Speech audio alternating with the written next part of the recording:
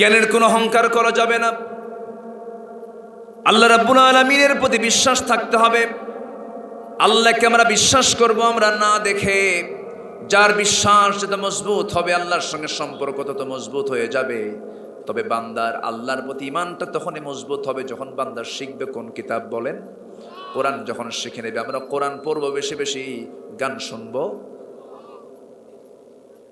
গান শোনাই যাবে না, গান শোনাই যাবে না। কিন্তু বড় পোড়া কপাল কিছু লোক আছে, দেখবেন যে লোকটা মসজিদ কমিটির সভাপতি, সেই লোকটা আবার যাত্রা কমিটির সভাপতি।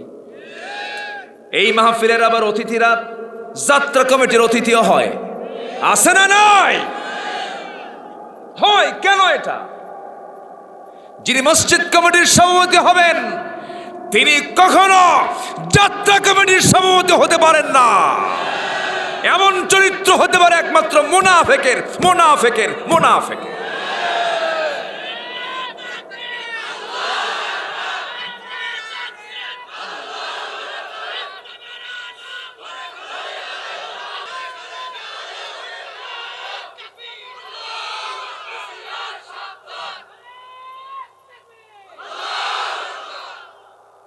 যে মুখে আপনি হালাল খাবার খাবেন সে মুখে যারা মদের বোতল তোলে ওদের চরিত্র এমন হতে পারে মুসলমান।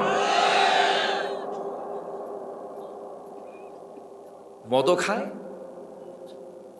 নামাজও পড়ে, আছে না নাই? বলে যে আল্লাহ খুশি থাক, শয়তান বেজার না হোক। এরকম পাবলিক আছে না নাই? এই চরিত্র নিয়ে জান্নাত না জাহান্নাম? জান্নাত না জাহান্নাম? জাহান্নাম। তবে জ্ঞানীর চিন্তাটা ভিন্ন রকম হয়। আমরা জ্ঞানী হব, জোরে বলি ইনশাআল্লাহ। জ্ঞানী হওয়ার জন্য মাস্টার্স ডিগ্রি লাগে না, জ্ঞানী হওয়ার জন্য কামিল পাস লাগে না। ন্যূনতম হালাল এবং হারামের জ্ঞান আপনাকে অর্জন করতেই হবে, নচেত আপনি জান্নাত পাবেন না। তো হালাল এবং হারামের জ্ঞান জানার দরকার আছে না নয়? অন্তত এটা বোঝা দরকার কোন হুজুর হক কথা কয় আর কোন হুজুর বাতিল কথা কয়, এই জ্ঞানটা তো থাকতে হবে। আউযু বিল্লাহি মিনাশ শাইতানির রাজীম।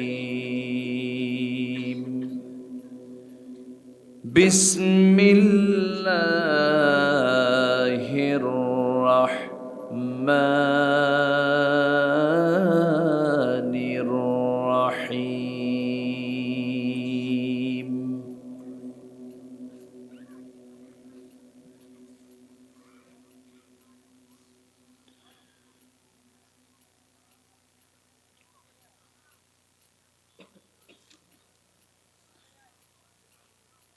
إلا الذين تابوا وأصلحوا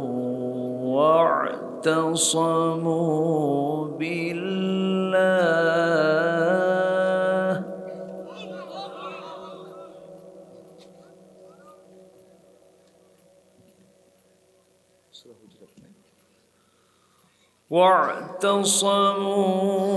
بالله وأخلصوا دينهم لله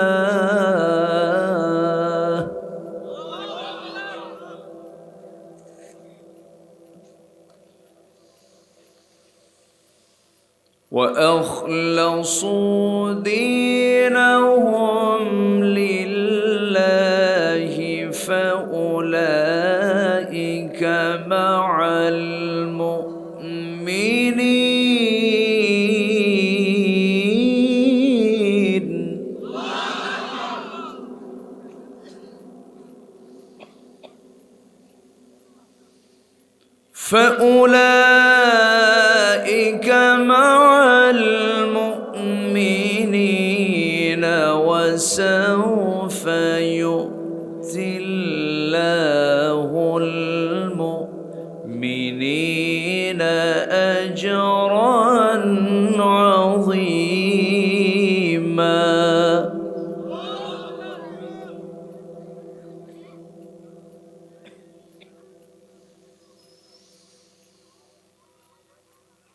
আল্লাহু আকবার বিসমিল্লাহির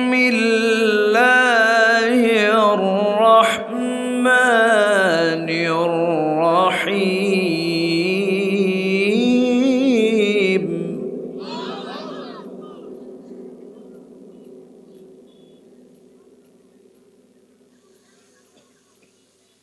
ইন্নামাল মুমিনুনা আল্লাযীনা আমানু বিল্লাহি ওয়া রাসূলিহি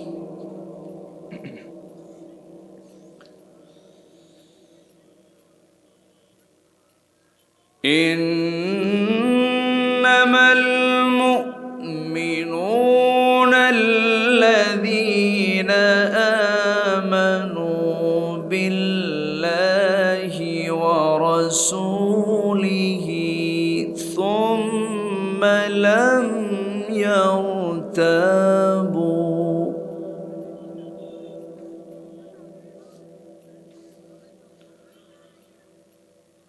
ثم لم يرتابوا وجاهدوا بأموالهم وأنفسهم في سبيل الله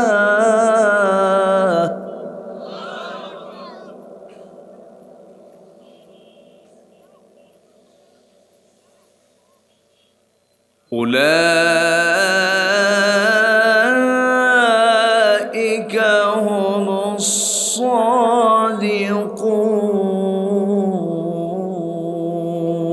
الصادقون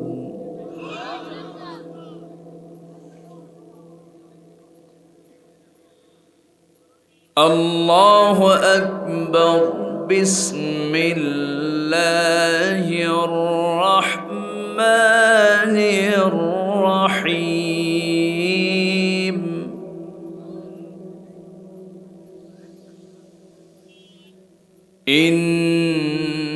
إن الله وملائكته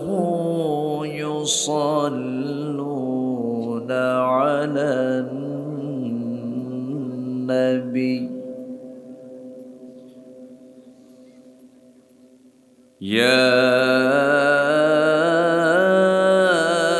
أيها الذين آمنوا صلوا عليه وسلموا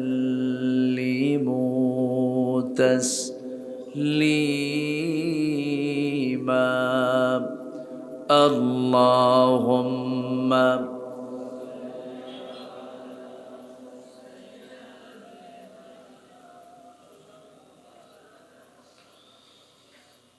وعلى آل سيدنا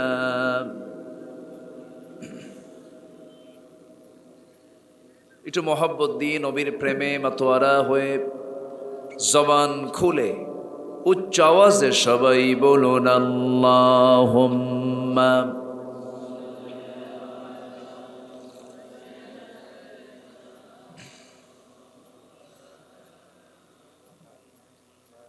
وعلى آل سيدنا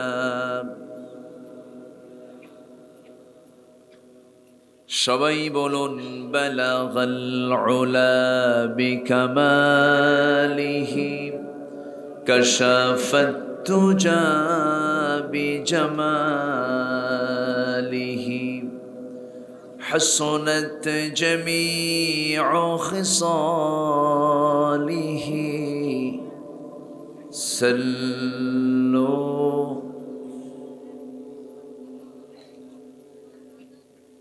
আরবের বুকে মক্কার পরে যেথায় মা আমেনার ঘর খোদার রহমতে কৌসার হয়ে ঝরছে বারংবার বালাগাল উলা بكماله كشف الدجى بجماله حسنت جميع خصاله سلوا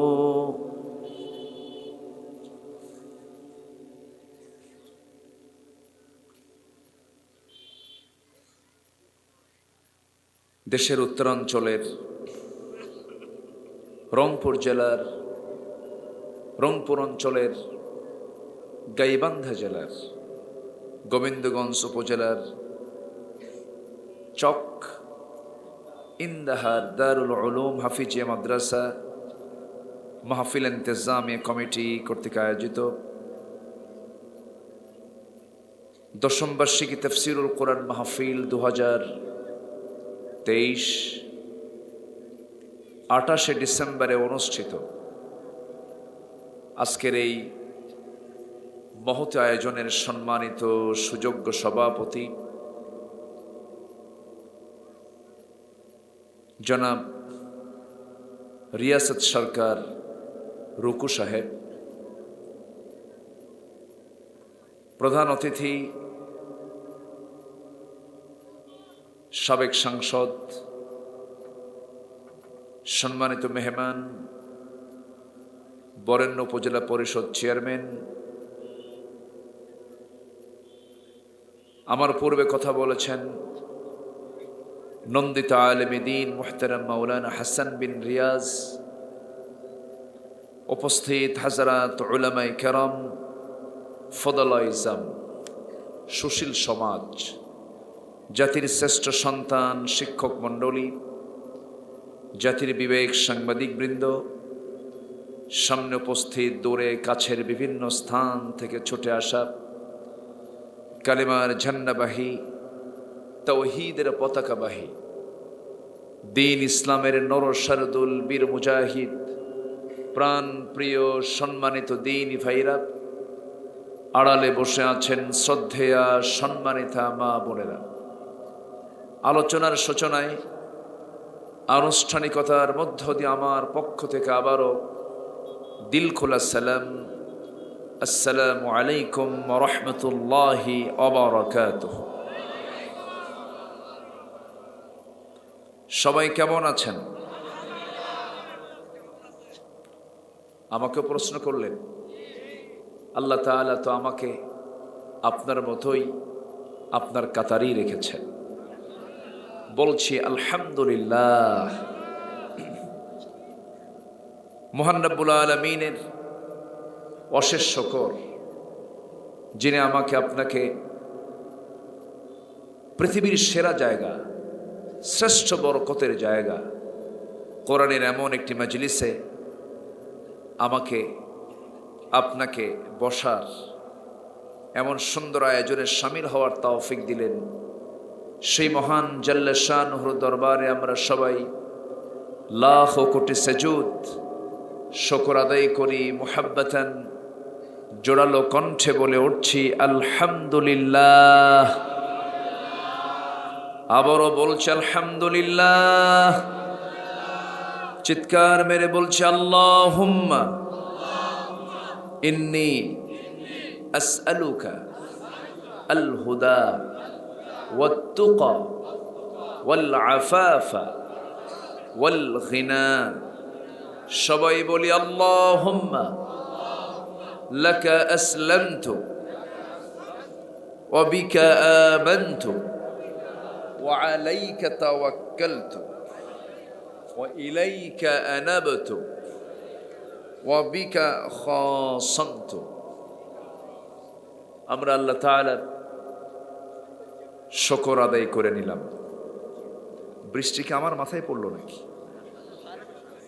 সরায় দেন।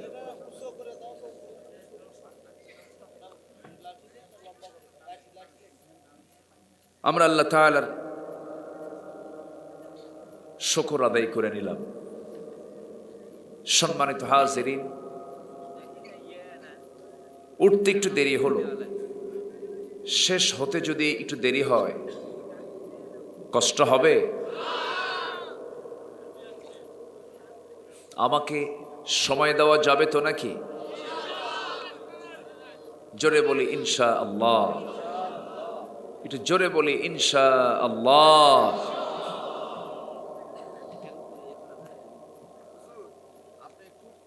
একটা ফিট ওইদিকে গেলে মনে হয় বৃষ্টিটা পড়বে। ভাই একটু আপনি দাঁড়ান, আমি আগে যাচ্ছি, আপনি একটু দাঁড়ান। আরে থাক, সমস্যা নেই। থাক না, যা আছে। প্রচন্ড কুয়াশা।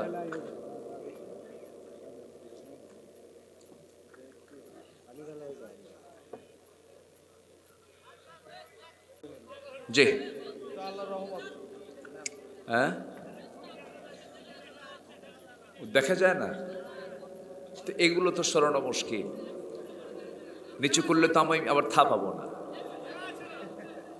এটা ছাড়া কি কথা বলা যাবে? এখন বিষয়টা হলো, ক্যামেরা একটু প্রবলেম হয়, কিন্তু আপনি শুনছেন হাজার হাজার মানুষ, কিন্তু ক্যামেরা শোনায় দেয় কোটি কোটি মানুষকে। সবই তো ঠিক, এরপরে তো রাগ করেন, তাহলে কেমন হলো বলেন? একটু সবর ধরি, ধৈর্য ধরি, আমরা দিলের চক্ষু দিয়ে আমরা একটু অনুধাবন করি, সব ঠিক হয়ে যাবে। জোরে বলি ইনশা আল্লাহ। একটু বসুন। আমি দুটা সূরা থেকে দুটো আয়াতে কারিমা তেলাওয়াত করেছি। এরকম করি না, আমি সূরা হুজরাত খুঁজতেছি এই কোরআনের ভিতরে, দেখি সূরা হুজরাত নাই, মানে প্রিন্টিং মিস্টেক হয়ে গেছে। বারবার খুঁজতেছে, পাচ্ছি না।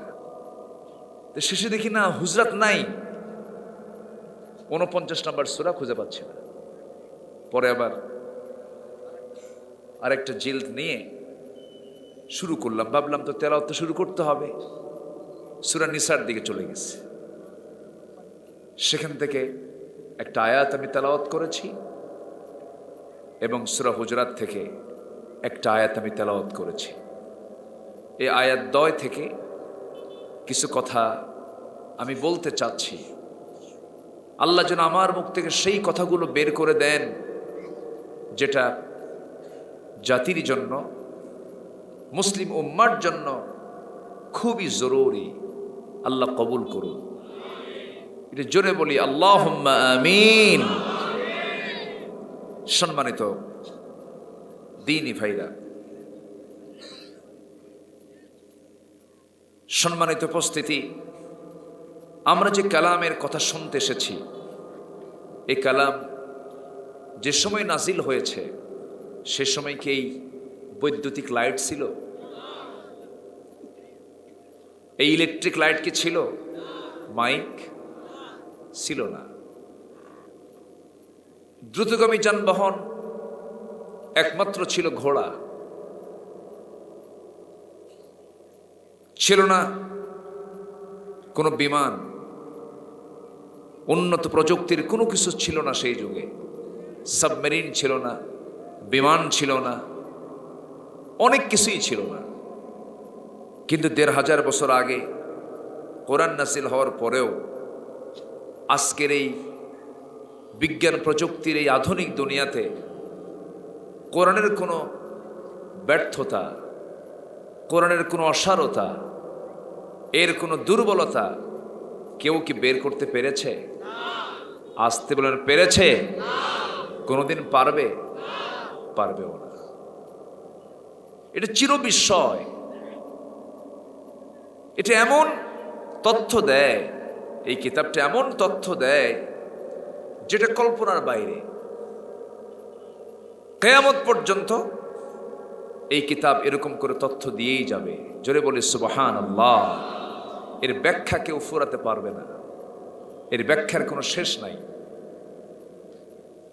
আল্লাহ রাব্বুল আলামিন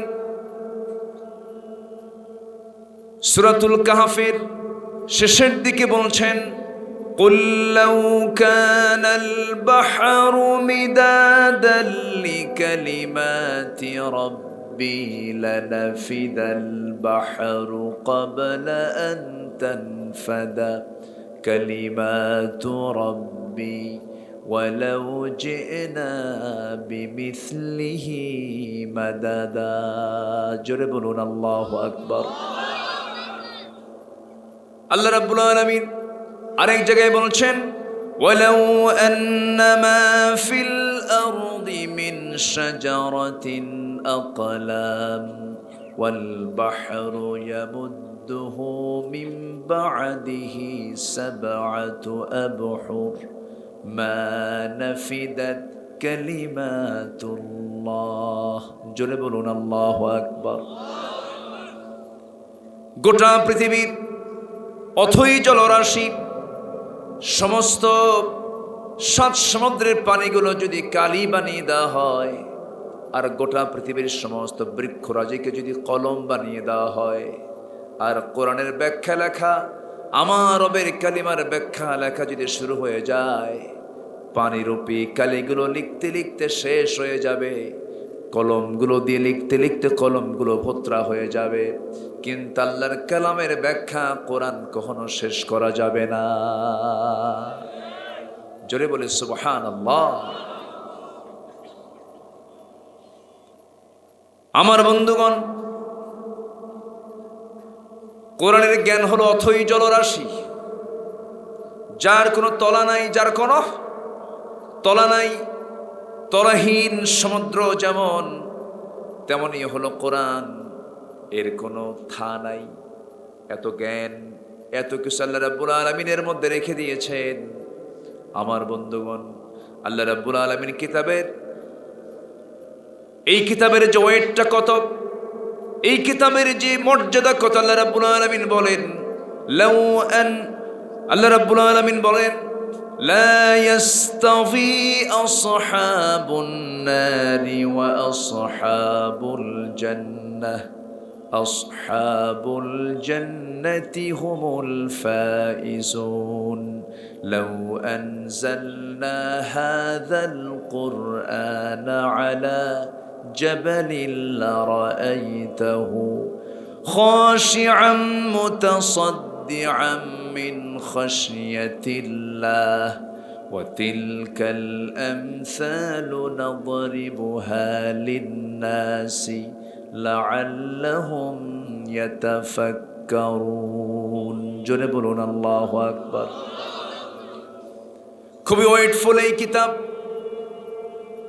যা মানুষের জন্য নাজিল করা হয়েছে। ১৫০০ বছর আগে নাজিল হলো, এর অসারতা কেউ প্রমাণ করতে পারেনি, পারবেও না, কারণ সম্ভব নয়। কারণ আল্লাহর পক্ষ থেকে নাজিল হওয়া কিতাব, আকাশ বানিয়েছেন যিনি, কোরআন নাজিল করেছেন তিনি। সূর্য বানিয়েছেন যিনি, কোরআন নাজিল করেছেন তিনি। সেই মহান রবের কথাগুলোর সমষ্টি হলো কোরআন। কিন্তু বুকটা ফেটে যায়, আজকের সমাজের কিছু লোক আছে, আমার দেশেও কিছু লোক আছে, তারা বলে কোরআন নাকি মুহাম্মদ রচিত। জোরে বলি নাউযুবিল্লাহ, আর জোরে বলি নাউযুবিল্লাহ। কোরআন নিয়ে বাজে কথা বলে। এই ভারতের নিকটবর্তী সময়ে 26টা আয়াতকে নিয়ে কোর্টে মামলাও পর্যন্ত করেছে, শোনেন নাই? এটা আগের থেকেই ছিল, এখনো আছে। কিন্তু আল্লাহ রাব্বুল আলামিন এই কিতাবটা দিয়েছেন, দুনিয়ার ভিতরে যা কিছু দেখি আমরা সব একদিন ধ্বংস হয়ে যাবে, নির্মূল হয়ে যাবে। আকাশ ছিটকে ছিটকে পড়বে, ভেঙ্গে ভেঙ্গে যাবে, সূর্য সংকুচিত হয়ে যাবে, তারকাগুলো ছিটকে ছিটকে পড়বে। সব কিছু ধ্বংস হলেও ধ্বংস হবে না কখনো, তার নাম হলো কোরআন। জোরে বলি সুবহানাল্লাহ। এটা কখনো ধ্বংস হবে না।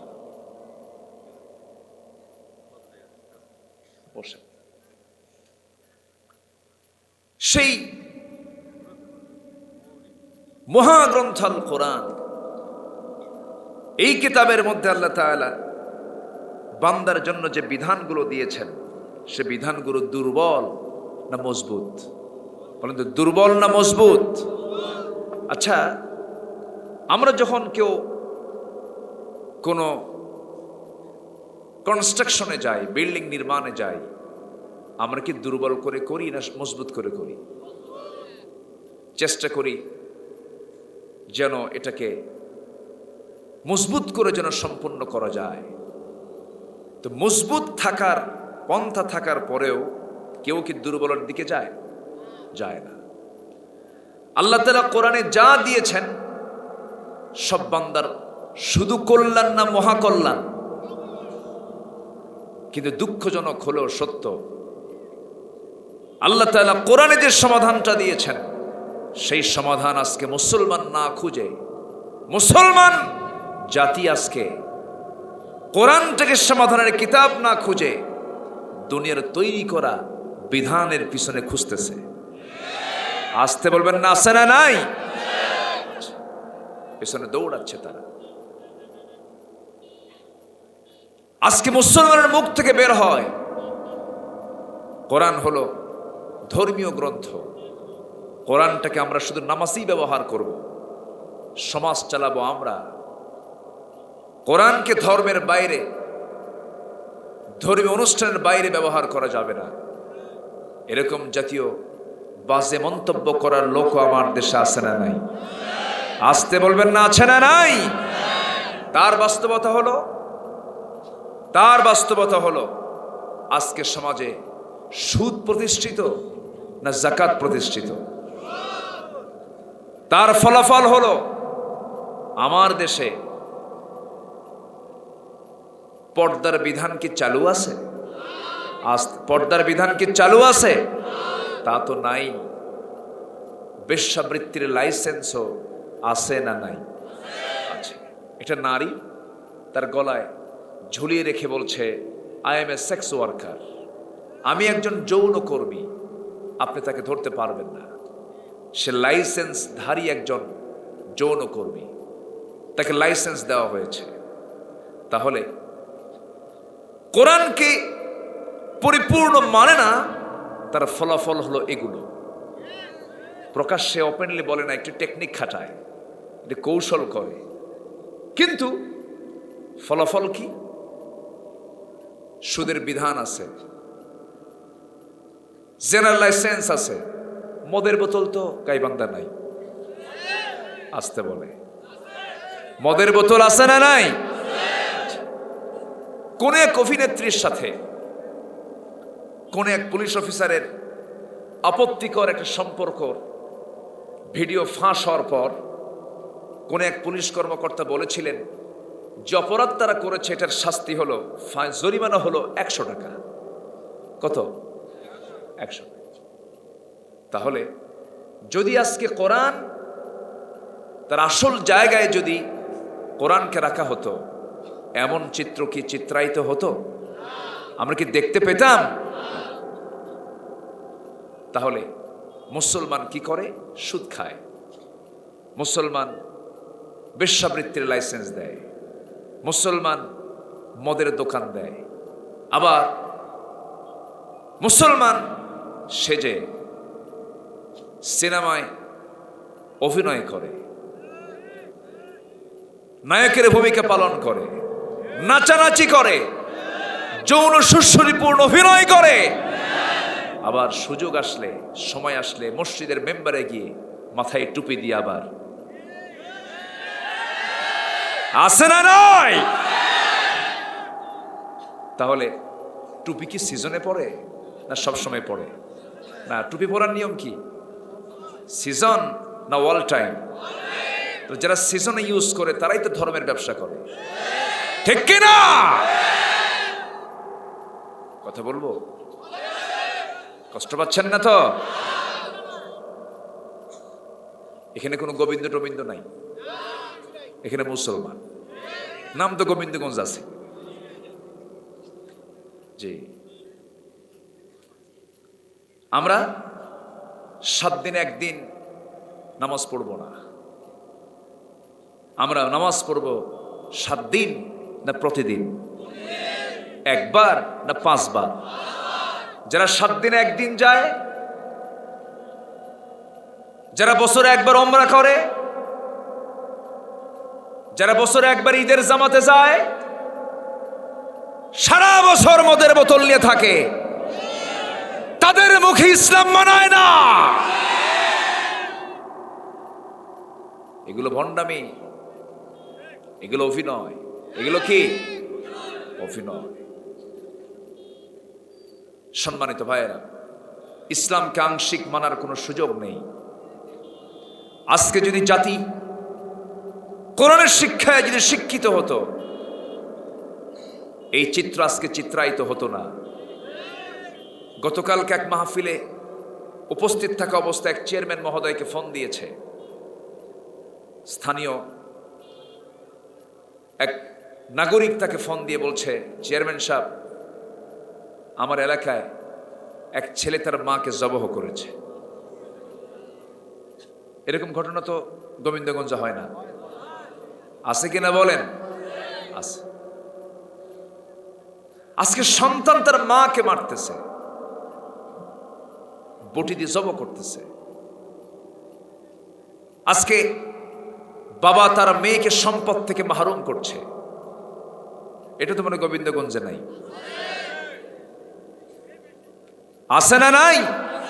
আচ্ছা, তাহলে আমরা মুসলমান, নামাজ পড়ি না, মুসলমান সুদের কারবার করি, বেশ্যাবৃত্তির লাইসেন্স দেই, জেনাকে প্রমোট করি, আমরা কেমন মুসলমান? এমন মুসলমান কি জান্নাত পাবে? এমন মুসলমান কি জান্নাত পাবে? এরাও যদি জান্নাতে যায়, যারা এই সমস্ত অন্যায়গুলো করে নাই, তারাও যদি জান্নাত পায়, এটা কি বিচার হবে না অবিচার হবে? অবিচার হয়ে যাবে। ঠিক আছে না? আকাম কুকাম করে ভাবে আল্লাহ আমি তো তোমারই বান্দা, মাফ করে দিও, ঠেকা পড়ছে।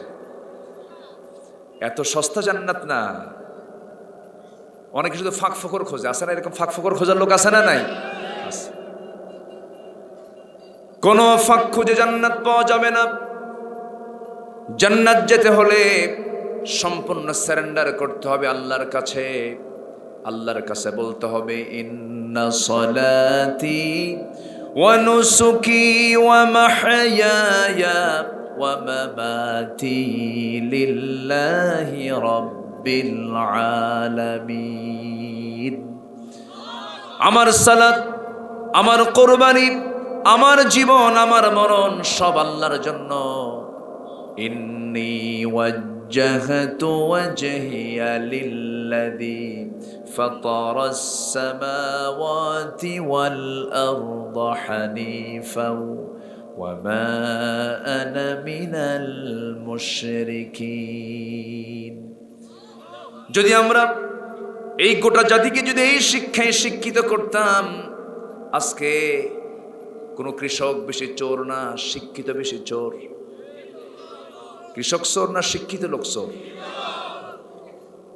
কৃষকের দ্বারা দেশের কোনো ক্ষতি হয়নি, গার্মেন্টস কর্মীর দ্বারা দেশের কোনো ক্ষতি হয়নি, প্রবাসীদের রেমিটেন্স দিয়ে দেশের কোনো ক্ষতি হয়নি। প্রবাসীও শিক্ষিত নয়, গার্মেন্টসের কর্মীরাও শিক্ষিত নয়, দেশের কৃষকরাও শিক্ষিত নয়। এরা দেশকে পিছিয়ে দিয়েছে না এগিয়ে দিয়েছে? পিছালো কারা? কোন শিক্ষিত জানেন? কোন শিক্ষিত জানেন? কোরআনওয়ালা শিক্ষিত। কোরআনওয়ালা শিক্ষিত। বসে পেশাব করা না দাঁড়িয়ে পেশাব করা শিক্ষিত? দাঁড়ায় পেশাব করে কে?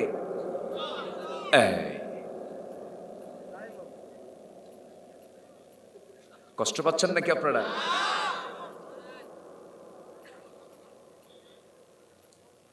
এত সুন্দর মানুষ আপনারা, বলি আলহামদুলিল্লাহ। অনেকে বসে বসে বাদামও খাচ্ছে দেখি, আওয়াজ হয়, দুটো একসাথে হয় না, একটু আওয়াজ শোনে। আমার দিকে তাকান। তাহলে আমার দেশের কৃষক কত কষ্ট করে ভাই, কত কষ্ট করে। একটা ধান পাকাতে যে কত কষ্ট করা লাগে, একটা কলার বাগানকে ফল আনতে কত শ্রম দিতে হয়, এত কষ্ট করে দেশকে এগিয়ে দেয়। আর শিক্ষিত নামের কিছু চোর দেশ থেকে টাকা পাচার করে। প্রবাসীরা বিদেশ থেকে টাকা পাঠায়, আর চোররা দেশ থেকে টাকা পাচার করে। মাইকে কোনো ডিস্টার্ব নাই, যা আছে আলহামদুলিল্লাহ কর। এই কথা বললে ওনার মাইক আরো খারাপ হয়ে যাবে টেনশনে, তাই না? যা আছে আলহামদুলিল্লাহ বলেন। একটু চেষ্টা করবেন যতটুকু ভালো রাখা যায়, হ্যাঁ একটু চেষ্টা করবেন। মাইকওয়ালা মাশাআল্লাহ খুব হাসি খুশি মানুষ, কিন্তু মুখে কোনো দাড়ি নাই। নামাজ পড়ছেন তো? এশার নামাজ, মাগরিব পড়েন তো নামাজ 5 ওয়াক্ত আলহামদুলিল্লাহ, কিন্তু মুখে দাড়ি একটু মিস হয়ে গেছে। ভালো। পিছনে আপনার মাথায় পট্টি কেন? কি হয়েছে আপনার? কি লাগছে? আচ্ছা, আঘাত লাগছে। সম্মানিত ভাইয়েরা, তাহলে শ্রমিকের দাম মনে হয় আল্লাহর কাছে নাই নাকি? শ্রমিকের দাম কিন্তু আছে, কৃষকের দাম আছে, শ্রমিকের দাম আছে। নবীজি এক শ্রমিকের হাত ধরে বললেন, আল কাসিবু হাবিবুল্লাহ, শ্রমিকরা হলো আল্লাহর বন্ধু। শ্রমিকের হাত শক্ত হাত, এই হাতকে কে পছন্দ করেন? সবচেয়ে বরকতময় রিজিক হলো যেই রিজিকের মধ্যে ঘাম ঝরানো আছে। নবীজি শ্রমিকদের লিডার ছিলেন। রাসূল বলেছেন, শ্রমিকের ঘাম শুকানোর পূর্বেই তার পাওনাটা দিয়ে দাও। এমন করে পৃথিবীর কোন শ্রমিক লিডার বলতে পারে নাই। আমার বন্ধুগণ, ইতিমের ব্যাপারে রাসূল বলেছেন, যে বান্দা ইতিমের মাথায় একটাবার হাত বুলায় দেবে মুহাব্বতের পরশ দিয়া, তার মাথায় যত চুল আছে প্রত্যেকটা চুলে চুলে তাকে আল্লাহ রাব্বুল আলামিন নেকি দিয়ে ভরপুর করে দেন। ইসলাম তো মানবতার কথা বলে, কিন্তু গোটা দুনিয়া জুড়ে যে মানবতার ফেরিওয়ালা, যারা যারা মানবতার ফেরিওয়ালা, মানবতার ফেরিওয়ালা, মানবতার কথা শুধু মুখেই বলে কিন্তু কাজে তাদের কোনো প্রমাণ নেই। আমার বন্ধুগণ, কাজে প্রমাণ করেছেন মুহাম্মদ সাল্লাল্লাহু, কি দিয়া বলেন? আসতে বলবেন না, কি দিয়া? কোরআন দিয়া। সেই কোরআনকে আমরা জীবনের সকল জায়গায় মেনে চলবো। কোরআন মানলে শান্তি না অশান্তি? কোরআন মানলে অসুস্থ না সুস্থ? সুস্থ। সুস্থ দু প্রকার, শারীরিক আর একটা কি মানসিক। কোন রোগ সবচেয়ে বেশি জটিল, শারীরিক না মানসিক? মানসিক। মনের সমস্যা বড় সমস্যা না? মানিক ভাই, মানিক ভাই কোথায় আছেন? মনের রোগ ধরা কঠিন।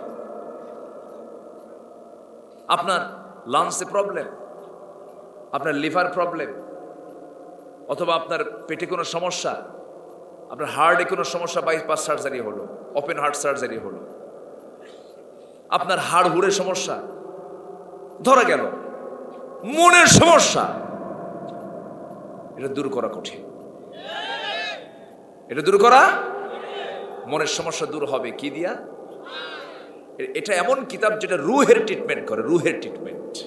যেরকম সুবহানাল্লাহ, কিসের ট্রিটমেন্ট? রুহের ট্রিটমেন্ট। পৃথিবীর কোন সাইক দিয়ে, পৃথিবীর কোন সাইকোলজির ডাক্তার দিয়ে, মানসিক রোগীর ডাক্তার দিয়া মানসিক রোগীকে ঠিক করা যায় না। কারণ মানসিক রোগীর ডাক্তার মানসিক রোগীর চিকিৎসা করতে করতে সে নিজেও মানসিক রোগী হয়ে যায়। আমার বন্ধুগণ, কিন্তু আজকে বান্দা কোরআন থেকে দূরে, কোরআনটা মানে না, কোরআনটা বোঝে না, কোরআনটা পড়তে চায় না। কোরআন জানলে পরে, কোরআন মানলে পরে সে বান্দা কখনো অসুস্থ হবে না, মানসিকভাবে সে মজবুত থেকে যাবে, সে কখনো হতাশ হবে না। বসুন্ধরা গ্রুপের একজন বড় কর্মকর্তা, বাড়ি আপনাদের রংপুরে, দেখা হলো একদিন, কথা হলো, আমাকে জড়িয়ে ধরে কেঁদে ফেলে বলছেন, হুজুর আপনার একটা আলোচনা আমার জীবনের সমস্ত মোড়কে চেঞ্জ করে দিয়েছে। বললাম, আপনি আমার আর কি আলোচনা শুনলেন? তিনি বলতেছেন, হুজুর আমার মানসিক সমস্যা ছিল, মনে হতো আমি আত্মহত্যা করব। কি করব? আত্মহত্যা করব, বাঁচবো না, মরে যাব। সিঙ্গাপুর গেলাম, ভেলোর গেলাম, গোটা দুনিয়ার বড় বড় বিখ্যাত ডাক্তারদের দেখালাম, কেউ সমাধান দিতে পারলো না। বলতেছে হুজুর, একটা আলোচনা আমাকে আমার জীবনের সমস্ত মোড় চেঞ্জ করে দিয়েছে। আমি একটা আলোচনায় বলেছিলাম, একজন ইমানদার ব্যক্তি কখনো হতাশ হতে পারে না, হতাশা আসে শয়তান থেকে। বলতেছে হুজুর, এই একটা লাইন আমার জীবনকে পরিবর্তন করে দিয়েছে, আমার কোনো ওষুধ খাওয়া লাগে না। হতাশা শয়তান থেকে সৃষ্টি, হতাশ ইমানদার হবে না, ঠিক কিনা? আমাকে বাঁচাবেন কে? আমাকে চালাবেন কে? আমার ব্যাপারে টেনশন বেশি কার?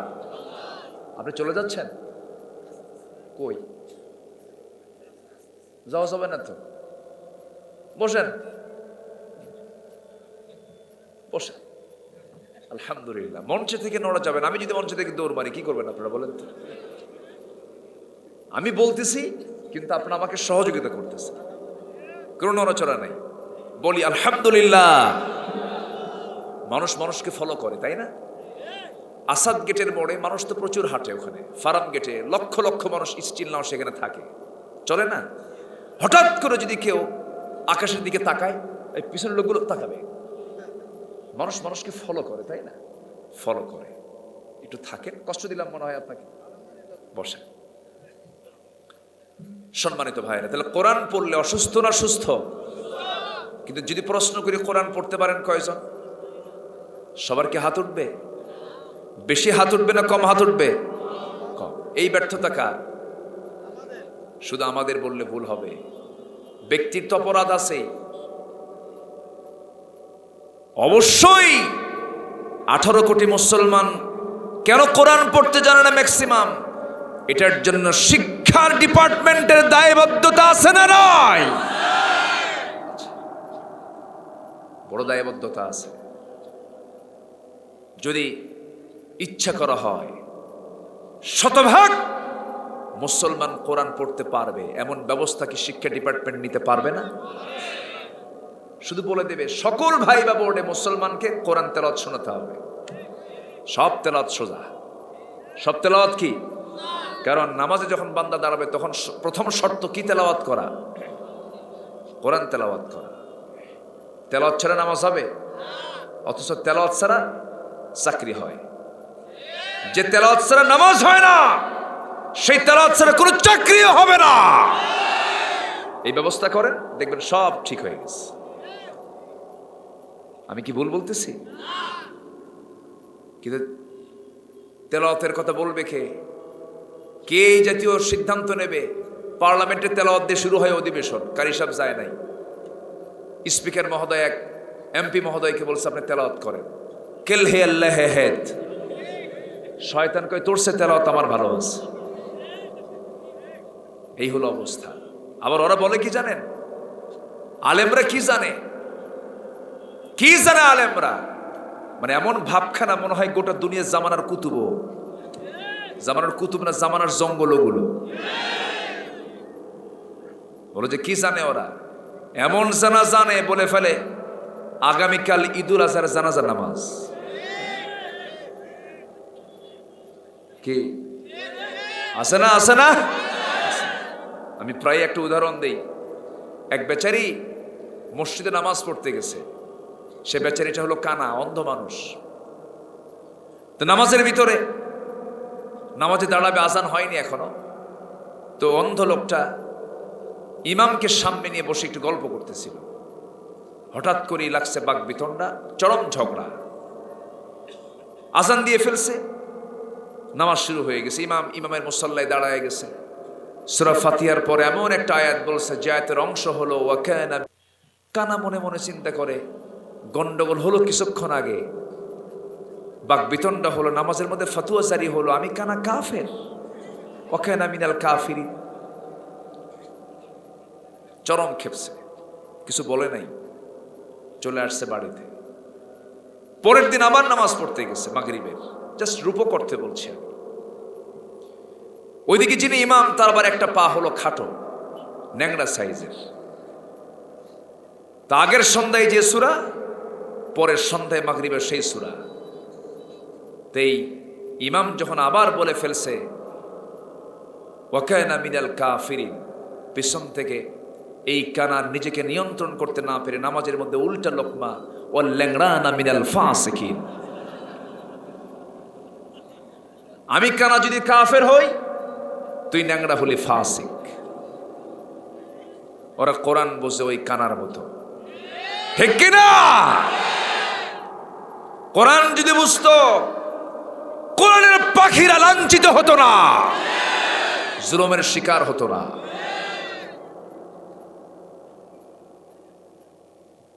সম্মানিত ভাইয়েরা, দুনিয়ার লাঞ্ছনা আসুক, দুনিয়ার জেল জুলুম আসুক না, কিন্তু আমরা দুনিয়া চাই না আখেরাত চাই? দুনিয়া চাই না আখেরাত চাই? আমরা আখেরাত চাই। যদি আমরা আখেরাত চাই, সূরা নিসার ওই আয়াতের দিকে আমি একটু ফিরে যেতে চাচ্ছি, যা দিয়ে আমি তেলাওয়াত শুরু করেছিলাম। আল্লাহ বলছেন, বান্দা শোনো, আমি তোমাকে বিশাল বড় পুরস্কারে পুরস্কৃত করবো, আজরান আযীমা, সীমাহীন পুরস্কার আমি তোমাকে দেব। তোমাকে কিছু কাজ করতে হবে। এক নাম্বার হলো ইল্লাল্লাযীনা তাবু, এক নাম্বার হলো তোমাকে তওবা করতে হবে, ওয়া আসলাহু, সংশোধন করে নিতে হবে। মাজার পেলে সেজদা দিতা, সেজদা দেওয়া যাবে না।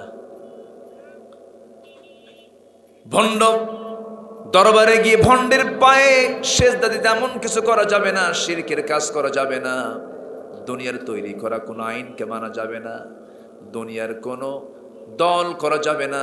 দল যদি করতেই হয়, দলটা করতে হবে কার নামের দল? আসতে বলবেন না, কার দল? আল্লাহর দল। আল্লাহর দল ছাড়া কোনো দল করা যাবে না। আল্লাহ তো দল করার জন্য ইঙ্গিত দিয়েছেন, তিনি নির্দেশনা দিয়েছেন। আল্লাহ নিজে বলছেন, ওয়াল তাকুম মিনকুম উম্মাতুন ইয়াদউনা ইলাল খায়র ওয়া ইয়া'মুরুনা বিল মা'রুফি ওয়া ইয়ানহাউনা আনিল মুনকার। তোমাদের ভিতরে অবশ্যই এমন একটা দল থাকা দরকার, যে মানুষকে সৎ কাজের জন্য আদেশ করবে, অসৎ কাজের তারা বাধা প্রদান করবে। হুকুমটা দিয়েছেন কে? আসতে বলবেন না, কে দিয়েছেন? আল্লাহ দিয়েছেন। আমার বন্ধুগণ, তওবা করে ফিরে আসতে হবে।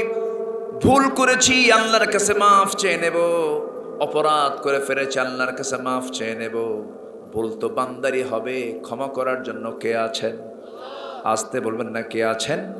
আল্লাহ আছেন। তওবার রাস্তা আমাদের জন্য বন্ধ না খোলা? খোলা। তওবা করে আমার দিকে ফিরে আসো, সব গুনাহ আমি আল্লাহ তোমার মাফ করে দেব। নামাজ পড়ো নাই, নামাজটা শুরু করে দাও। আজকে বুকটা ফেটে যায়, বুকটা ফেটে যায়। জাহান্নামে যাবার এক নাম্বার কারণ হলো নামাজটাকে ছেড়ে দেওয়া। আজকে এই বাংলার মুসলিম উম্মার অধিকাংশই নামাজ পড়ে না। এখন আমি যদি একটা প্রশ্ন করি, আমার দেশে মসজিদ বেশি না মুসল্লি বেশি? বলেন, মসজিদটাই বেশি। এক গ্রামে 200 মানুষ, এক গ্রামে 300 মানুষ, 300 মুসল্লি। মসজিদ হলো 3টা। 3টা আগে ছিল না, হয়েছিল একটা, আরো বাড়ছে কয়টা? 2টা বাড়ছে। এটা কি জনসংখ্যার জন্য না রাগারাগি কইরা, হিংসা কইরা? এটা কি মুসল্লির আধিক্যের কারণে? যদি কোনো ব্যক্তি হিংসা করে, রাগারাগি করি, আল্লাহর ঘরের পাশে যদি আরেকটা ঘর বানায়, সেই মসজিদ কখনো কল্যাণের মসজিদ হতে পারে না। টাকা আছে বলে মসজিদ বানাবা?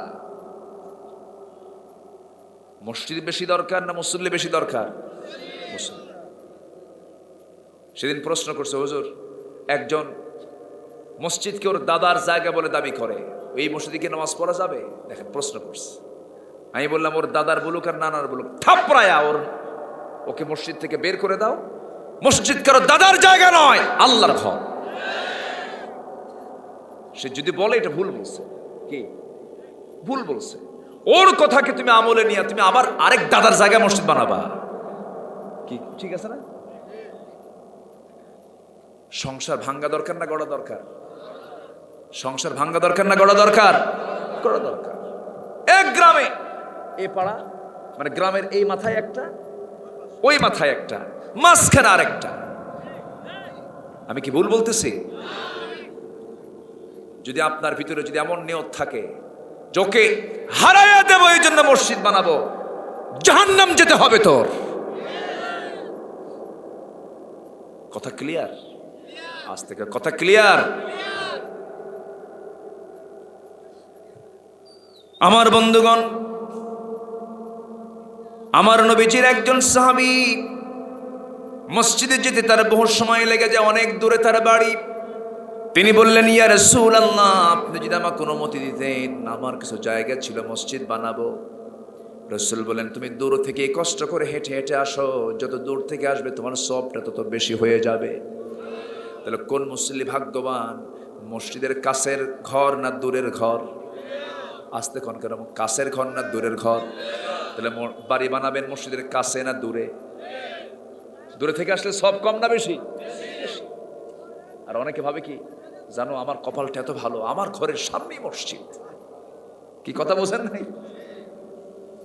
বরকতটা হলো দূরের, যার ঘরটা দূরে মসজিদ থেকে, যার ঘরটা দূরে সে হলো বরকতময়। রাসূল বলে দিয়েছেন, মসজিদ বেশি করে লাভ নাই, মসজিদ যা থাকুক না সমস্যা নাই, কিন্তু মুসল্লি বেশি হওয়া দরকার। আজকে মসজিদগুলো পাকা না ইমানগুলো পাকা? মসজিদ টাইলস ছাড়া চলে না, এসি ছাড়া চলে না। মসজিদের টাইলস আর এসি দিয়ে ভরা, কিন্তু ইমানের কোনো খবর নাই। সপ্তাহে একদিন মুসল্লি চলে আসে মসজিদে, ফজর নামাজ, হাজার হাজার মুসল্লি যেখানে নামাজ পড়তে পারবে, সেই জায়গায় ফজরের সময় 3 জন মোটে মুসল্লি, ইমাম মুয়াজ্জিন খাদেম। ইমাম মুয়াজ্জিন খাদেম। এটা তো হওয়ার কথা ছিল না। আমার নবীজির মসজিদ ছিল ছোট, মুসল্লি ছিল ভরা। নবীজির মসজিদটা 2 জন ইতিমের কাছ থেকে তিনি জায়গা কিনে নিয়েছিলেন মদিনায় আসার পর। মসজিদের জায়গা কিনে নিয়ে তিনি মসজিদটা বানালেন। পাকা না কাঁচা? আহারে, কাঁচা মসজিদ বানিয়েছেন। খেজুর পাতার বেড়া দিলেন, খেজুর পাতার ছাউনি দিলেন, খেজুরের কাণ্ড দিয়া তিনি খুঁটি বানালেন। মসজিদ তৈরি হয়ে গেল। বেলাল আযান দিলেন, আমার নবীজি নামাজ শুরু করলেন। কিয়ামত পর্যন্ত এমন সুন্দর মুসল্লি আর পৃথিবীতে আসবে না রে। এমন মুসল্লি দুনিয়াতে আর কখনো আসবে না। দিল থেকে আমরা আল্লাহকে যদি মোহাব্বত করতে চাই, সবার কাছে আমি আরজ রাখি, সবার কাছে আমি করো মিনতি জানাই, আজান শুনলে পরে ও আমার ভাইরা কোনো কাজে যাবেন না, নামাজে যাবেন, আল্লাহ তাআলা আপনাকে জান্নাত দিয়ে দিবে। নামাজ কয় ওয়াক্ত? আসতে বলবেন না, কয় ওয়াক্ত? সন্তান কি স্কুলে যেতে বলবেন যতবার, তার চেয়ে বেশি বলবেন নামাজের কথা। আপনি স্কুলে পড়ানোর জন্য, শিক্ষা দেবার জন্য পেরেশান হচ্ছেন, কিন্তু সন্তানটা নামাজ ছেড়ে দিচ্ছে, আপনি কিছুই বলছেন না। না না, ফজরের সময় আপনি সবার আগে উঠবেন, আপনি বাবা, আপনি মা সবার আগে উঠবেন। ঘুম থেকে উঠেই আগে তাহাজ্জুদ পড়বেন। তাহাজ্জুদ পড়ে স্বামী স্ত্রী 2 জন মিলে আল্লাহর কাছে কাঁদবেন আর বলবেন, আল্লাহ সন্তানগুলোকে চক্ষু শীতলকারী বানায়া দাও। ফজরের সময় আস্তে করে সন্তানদের ঘর থেকে ডাক দিয়ে তুলবেন, চল মসজিদে চলে যাই।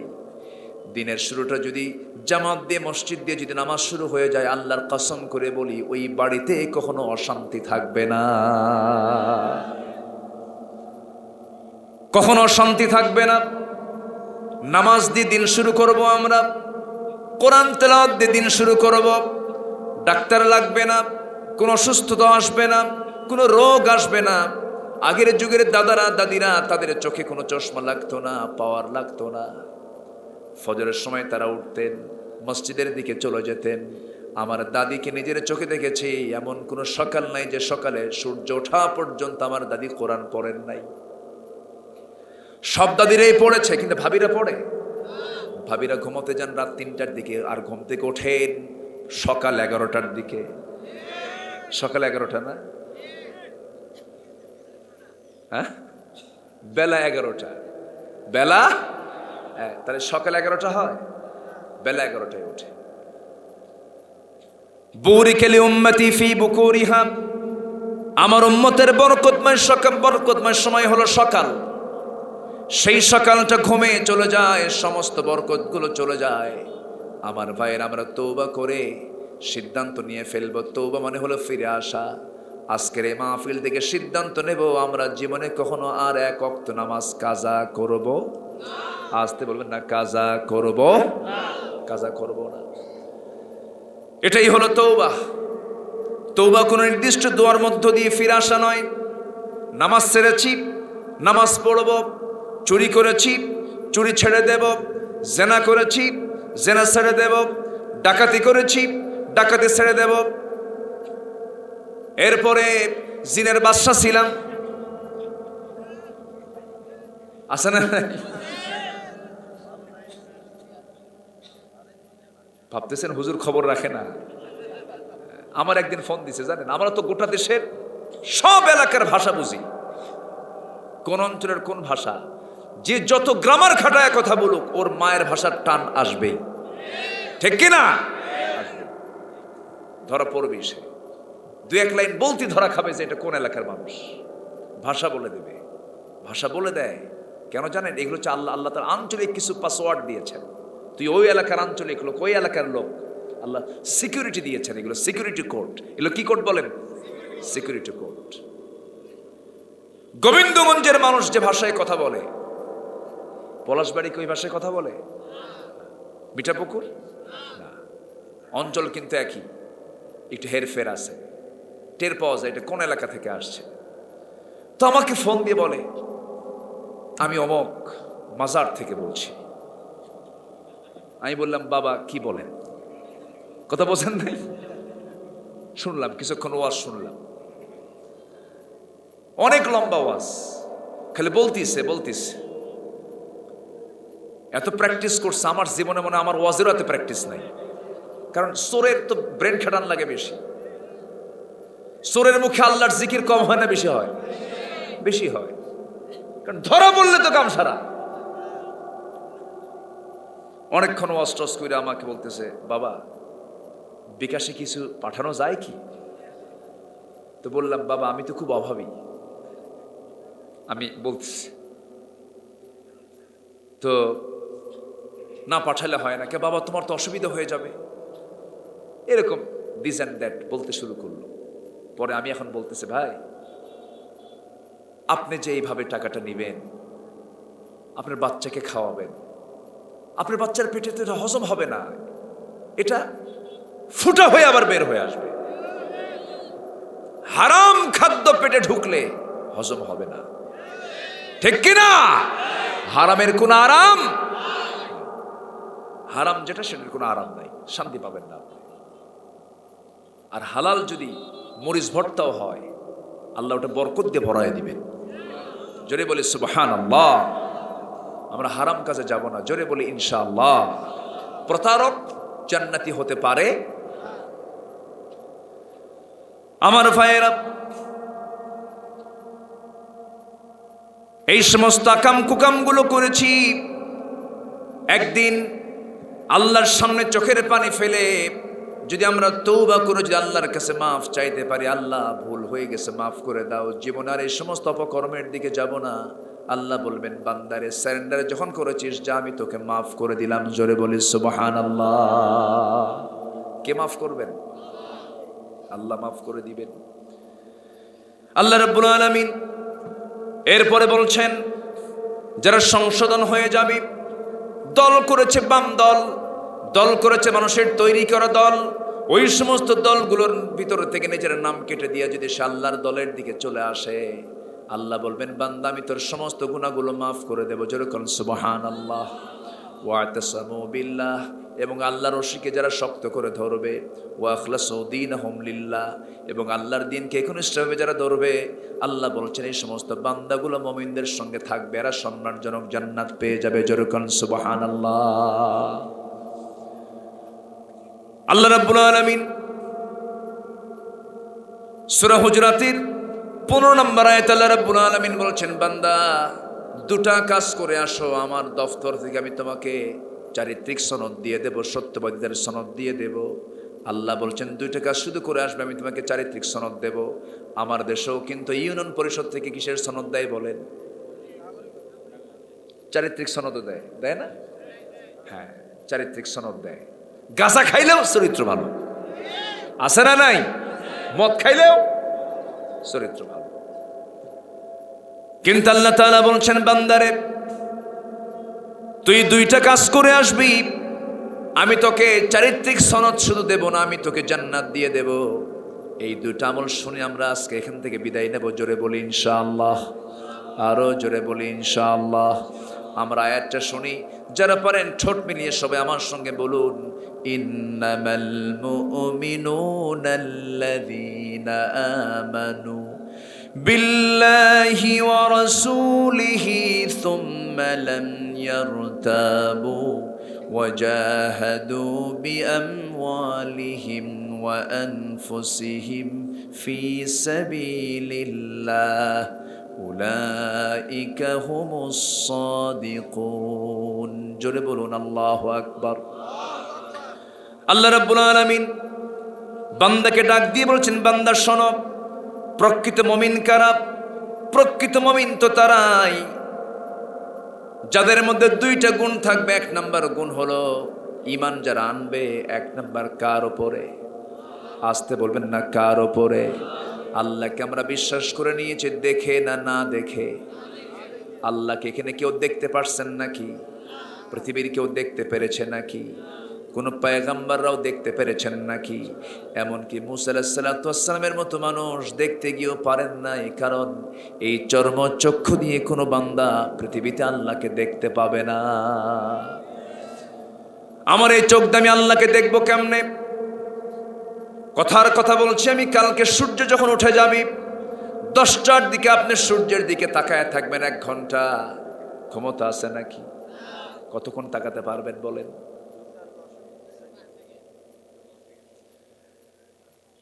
সূর্যের দিকে আপনি কেমনে তাকাবেন?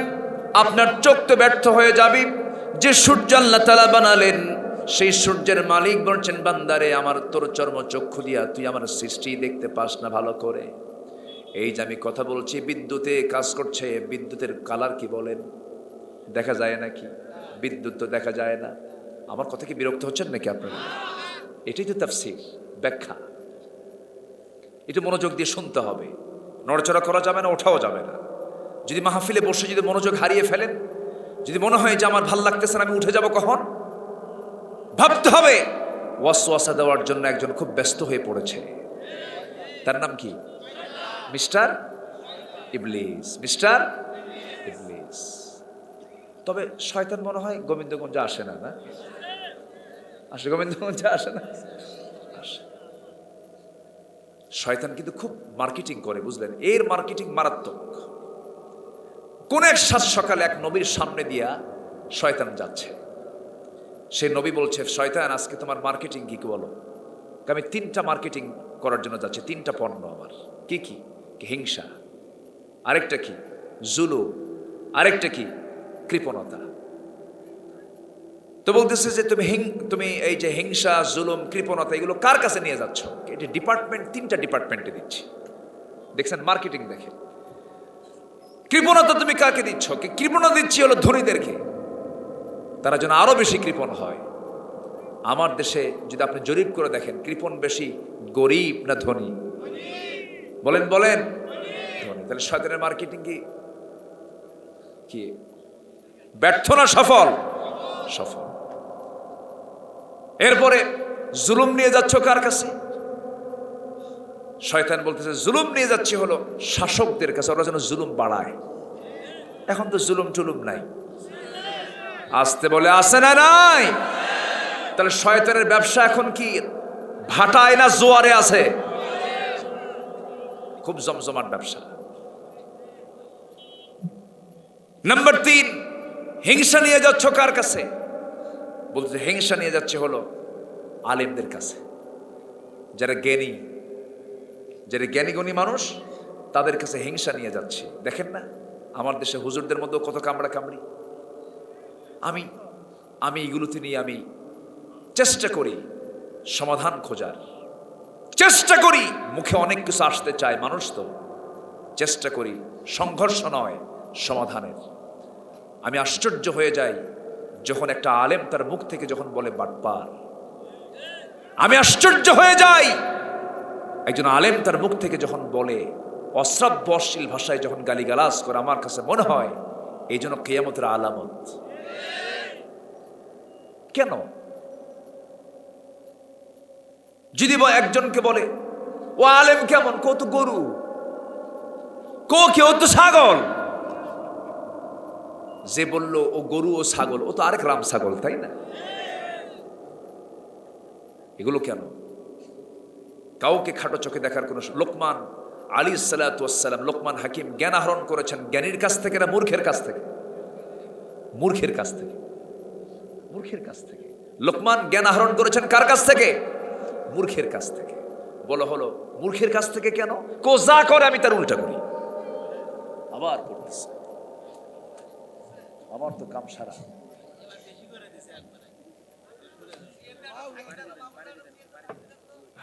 একটু জিকির করে লা ইলাহা, ঠিক মিডিল তো, এটা ঠিক মিডিলে আছে, জিনিসটা নিচু হয়ে আছে। জিকির করে লা ইলাহা মানে উপরের সিগন্যাল বলে দিচ্ছে আপনি দোয়া করে দেন নাকি? জিকির করে লা ইলাহা সুবহানাল্লাহ আলহামদুলিল্লাহ। আপনি এটা একটু ই করে দেন না, উঁচা করে দেন। হ্যাঁ, একটু উঁচা করে দেন, তাহলে হয়ে যাবে। হ্যাঁ ব্যাস থাক। এই লোডে আমাদের শেষ পর্যন্ত চলবে ইনশাআল্লাহ। ওটা সার্চ করে দিল। এই ওঠে কে? ধরেন তো, এই বসে।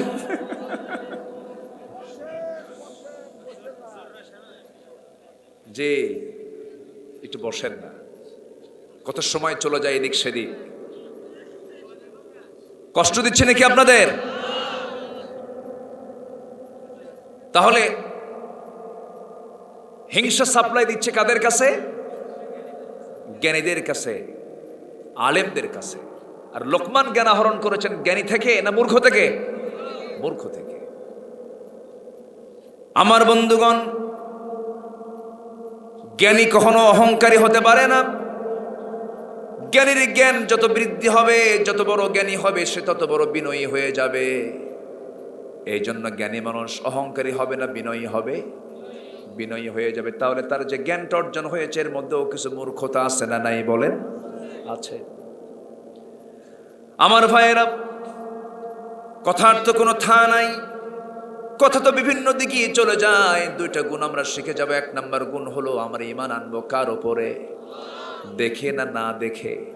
না দেখে আল্লাযীনা ইউমিনুনা বিল গায়ব, যারা অদৃশ্যের প্রতি যারা বিশ্বাস আনবে।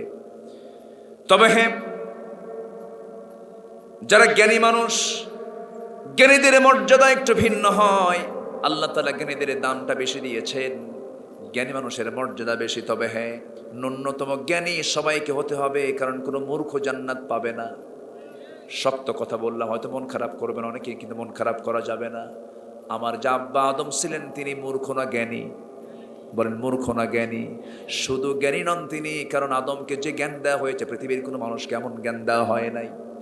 ওয়াল্লামা আদামাল আসমাআ কুল্লাহা, আল্লাহ তাআলা আদমকে পৃথিবীর সকল কিছুর নামের শিক্ষা দেওয়া হয়েছে। লক্ষ লক্ষ জিনিসের নাম জানতেন তিনি। সুলাইমান আলাইহিস সালাতু ওয়াস সালাম 3 লক্ষ প্রাণীর ভাষা বুঝতেন। আল্লাহু আকবার বলেন। তিনি সমুদ্রের ঢেউয়ের ভাষা বুঝতেন। ঢেউ যখন খেলতো, আওয়াজ যখন হতো, সে আওয়াজের মধ্যে কোন জিকির হচ্ছে এটাও তিনি বুঝতেন। পিঁপড়ার সঙ্গে কথা বলেছেন সূরা নামল যারা পড়েছেন। তিনি কোন একটা এলাকায় বিশাল সৈন্য, সব লোকজন অশ্বারোহী নিয়ে, উষ্ট্রারোহী নিয়ে, সব কিছু নিয়ে যখন তিনি যাচ্ছিলেন, 2 উপত্যকার ঠিক মাঝখানে, 2 পাহাড়ের ঠিক মাঝখান দিয়ে যখন যাচ্ছেন, বিওয়াদিন, যখন তিনি দুই পাহাড়ের মাঝখান দিয়ে যখন তিনি ঘোড়া নিয়ে যখন তার সৈন্য সামন্ত নিয়ে যাচ্ছিলেন, এমন সময় আল্লাহ তাআলা সুলাইমানের কানকে এত সূক্ষ্ম করে দিয়েছিলেন যে পিঁপড়া কথা বলতেছে, তার কানে সে আওয়াজ ভাসতেছে। জোরে কোন সুবহানাল্লাহ। নবীরা ওই পিঁপড়াকে যে পিঁপড়ার কথা শুনলেন সেই পিঁপড়াকে হাতের মধ্যে আস্তে করে তুললেন। পিঁপড়া বলতেছে উদখুলু মাসাকিনাকুম, হে আমার জনগণ তোমরা সব গর্তের মধ্যে চলে যাও, কারণ সুলাইমানের সৈন্যবাহিনী সব আসতেছে আমাদের দিকে, পদপিষ্ট হয়ে তোমরা মরে যাবা। এটা তিনি শুনতে পেলেন। এখন সুলাইমান একজন রাজা, ওইদিকে পিঁপড়া রাজাকে হাতের তালুতে তুললেন।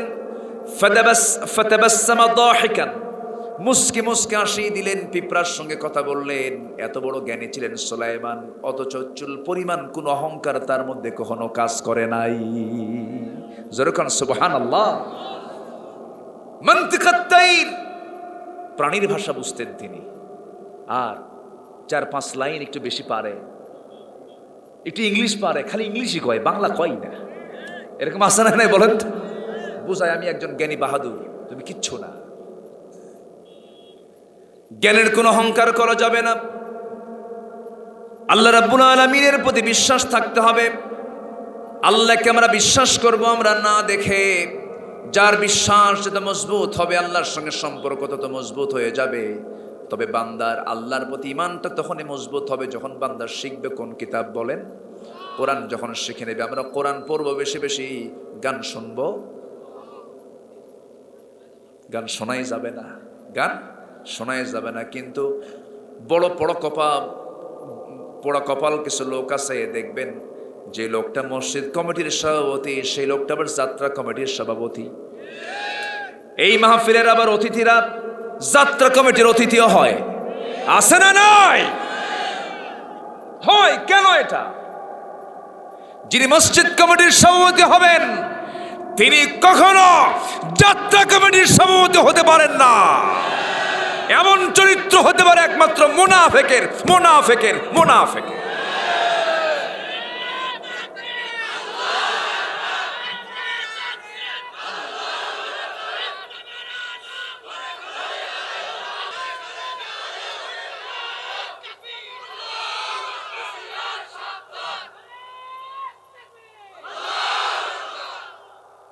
যে মুখে আপনি হালাল খাবার খাবেন সে মুখে যারা মদের বোতল তোলে ওদের চরিত্র এমন হতে পারে। মুসলমান মদও খায়, নামাজও পড়ে, আছে না নাই? বলে যে আল্লাহ খুশি থাক, শয়তান বেজার না হোক। এরকম পাবলিক আছে না নাই? এই চরিত্র নিয়ে জান্নাত না জাহান্নাম? জান্নাত না জাহান্নাম? জাহান্নাম। তবে জ্ঞানীর চিন্তাটা ভিন্ন রকম হয়। আমরা জ্ঞানী হব, জোরে বলি ইনশাআল্লাহ। জ্ঞানী হওয়ার জন্য মাস্টার্স ডিগ্রি লাগে না, জ্ঞানী হওয়ার জন্য কামিল পাস লাগে না। ন্যূনতম হালাল এবং হারামের জ্ঞান আপনাকে অর্জন করতেই হবে, নচেত আপনি জান্নাত পাবেন না। তো হালাল এবং হারামের জ্ঞান জানার দরকার আছে না নাই? অন্তত এটা বোঝা দরকার কোন হুজুর হক কথা কয় আর কোন হুজুর বাতিল কথা কয়, এই জ্ঞানটা তো থাকতে হবে, ঠিক না? এটা বোঝা দরকার। জিকির করতে করতে মঞ্চে পায়জামা নাই, এরকম আছে না? আছে না? এগুলো কি? গোবিন্দগঞ্জ থেকেই নিকটবর্তী দূর মহাস্থানগড়, বৈশাখের শেষ বৃহস্পতিবার, হুজুরের কাছে সব খবরই আছে গোটা দেশের। ওই এলাকায় ক্যাম্পি ছিলেন, আমাকে বললো হুজুর এবছর 17 মণ গাঁজা বিক্রি হয়েছে। যিনি কবরে শুয়ে আছেন মাহিসার বালখি, শাহ সুলতান বালখি রহমতুল্লাহ আলাইহি রাশিয়া থেকে এসেছেন। রাজা পরশুরামকে পরাজিত করে গোটা জনপদকে ইসলামী জনপদে রূপ দিয়েছেন। এক হাতে আল্লাহর কালাম কোরআন, আর এক হাতে তরবারির ঝান্ডা নিয়ে তিনি মাঠে ঝাঁপিয়ে পড়েছেন। আর এরা নিয়ে আছে গাজার কলকি। কথা বোঝা যায়? কেন জানেন? মূর্খতা, জ্ঞান নাই, এলেম শূন্য। আমি খুবই আনন্দিত আজকে যে একটা লোক মাহফিল থেকে নড়াচড়া করছেন না। বলি আলহামদুলিল্লাহ। রাত কিন্তু কম হয়নি, কিন্তু বসে আছেন আপনারা। আমি আছি, আপনি যতক্ষণ থাকবেন। আমাকে সময় দিবেন তো?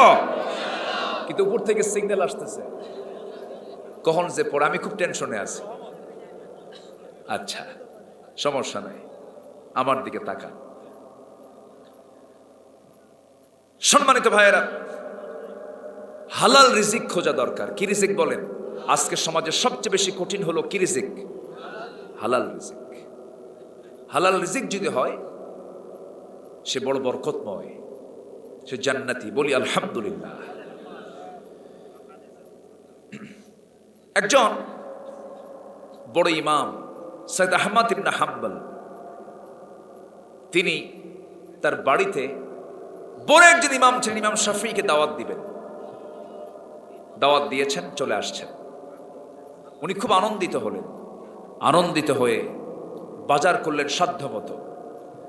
বাজার করে স্ত্রীকে বলেন, স্ত্রী, আমার জীবনের আজকে শ্রেষ্ঠ দিন, এত বড় আলিম, এত বড় জ্ঞানী আমার বাড়িতে আজকে মেহমান হয়েছেন।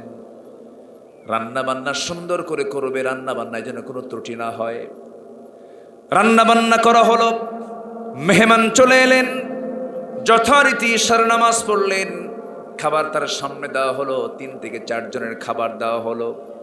সেই খাবারগুলো তার সামনে যখন রাখা হলো, ইমাম শাফিঈ করলেন কি, সেই খাবারগুলো বিসমিল্লাহ বলে খাওয়া শুরু করলেন। 3-4 জনের খাবার তিনি একাই সব খেয়ে শেষ করে ফেললেন। সৈয়দ আহমদ ইবনে হাম্বল, তার ছোট্ট একটা মেয়ে ছিল। সেই ছোট্ট মেয়েটা মনে মনে চিন্তা করতেছে, এত বড় জ্ঞানী মানুষ, এত বড় আলেম মানুষ আমার আব্বার মুখে শুনলাম, কিন্তু লোকটার খাওয়া এত বেশি কেন? যদিও ছোট্ট মেয়ে, এটা মার্কিং করে ফেলেছে, এত বড় আলেম মানুষ তো এত বেশি খাবে না। কারণ একজন ইমানদার খাবে ভরা পেটে, না খালি পেটে। এটা ফাঁকা রেখে দেবে, এটা ফাঁকা রেখে দিলে পরে সুস্থ থাকবে সে, এবং আল্লাহর নবীর সুন্নতটাও আদায় হয়ে গেল। ইমানদার ভরা পেটে কখনো খাবে না। ইমাম শাফিঈ এই খাওয়া দেখি বাড়িওয়ালা সৈয়দ আহমদ ইবনে হাম্বলের ছোট্ট মেয়েটার 7 থেকে 8 বছর বয়স, এটা রিমার্ক করলেন, তিনি মার্কিং করে রাখলেন। এরপরে ঘুমানোর সময় হলো, ঘুমিয়ে পড়লেন। এবার বাড়িওয়ালা সৈয়দ আহমদ ইবনে হাম্বল তার মেয়েকে বলে দিয়েছেন, মা শোনো, এই যে মেহমানের জন্য ওযুর পানি তোমাকে দিতে হবে, ওযুর পানিটা দরজায় রেখে দিও মা। দরজায় ওযুর পানি রাখা হলো। ফজরের সময় হলো, গোটা রাত তিনি বিছানায় মাথা রেখেছেন, বালিশে মাথা রেখেছেন। নামাজ পড়ার সময় যখন হয়ে গেছে, ওযুর পানি ওযুর জায়গায়, পানির জায়গায় রয়ে গেছে। নামাজটা পড়লেন তিনি ফজরের। ফজর নামাজ শেষ হয়ে গেছে। এরপরে সকালবেলা ওই মেহমান বাড়ি থেকে বের হয়ে যাবেন। ছোট্ট মেয়েটা তার বাপকে লক্ষ্য করে বলছে, বাবা, তোমার মুখে শুনেছি লোকটা নাকি বড় বুজুর্গ, বড় নাকি জ্ঞানী মানুষ, বড় আল্লাহওয়ালা মানুষ, বড় আলেম মানুষ, কিন্তু তার মধ্যে কিছু বদগুণ দেখতে পেলাম। কি মা বলো? মেয়েটা বলছে, আব্বা, আপনার মুখে শুনেছি উনি বড় আলেম মানুষ, বড় জ্ঞানী মানুষ। ইমাম সৈয়দ আহমদ ইবনে হাম্বল, মেয়ের বাপটা বলছে, মা, এমন করে আলেমদের দোষ ধরতে নেই। কি হয়েছে বলো তো? আম্মা রান্না বান্না করেছেন 3 থেকে 4 জন মানুষের। সেই 3 থেকে 4 জন মানুষের খাবারটা তিনি একাই খেয়ে ফেললেন, লুটপাট করে খেলেন। এমন খাওয়া তো কোনো ইমানদার খায় না। আর কি অপরাধ করেছে বলো? কি ভুল ধরেছো তুমি? গোটা রাত চলে গেল, কোনো রাত দেখলাম না আপনি আব্বা তাহাজ্জুদ ছাড়া থাকেন, কিন্তু লোকটা সারা রাত ধরে ঘুম পারলো। যে ঘুম পারলো, ফজর নামাজটা পড়লো, কিন্তু ওযুর পানি ওযুর জায়গায় আছে, ওযু ছাড়া নামাজ পড়লো। আমি তাকে বলতে যাব, মেয়ের আব্বা বলতেছেন, সৈয়দ আহমদ ইবনে হাম্বল বলছেন, মা, মেহমানের ভুল ধরতে নেই, এমন করে বলতে নেই, যেও না মা, তুমি বুঝতে পারবে না, হয়তো তার কোনো ভুল নাই, এটা তুমি তো অনুমান করছো, আন্দাজ করছো। মেয়েটা করলো কি, বাবার চোখ আড়াল করে ছোট্ট মেয়েটা মেহমানের ঘরের মধ্যে ঢুকে গেছে।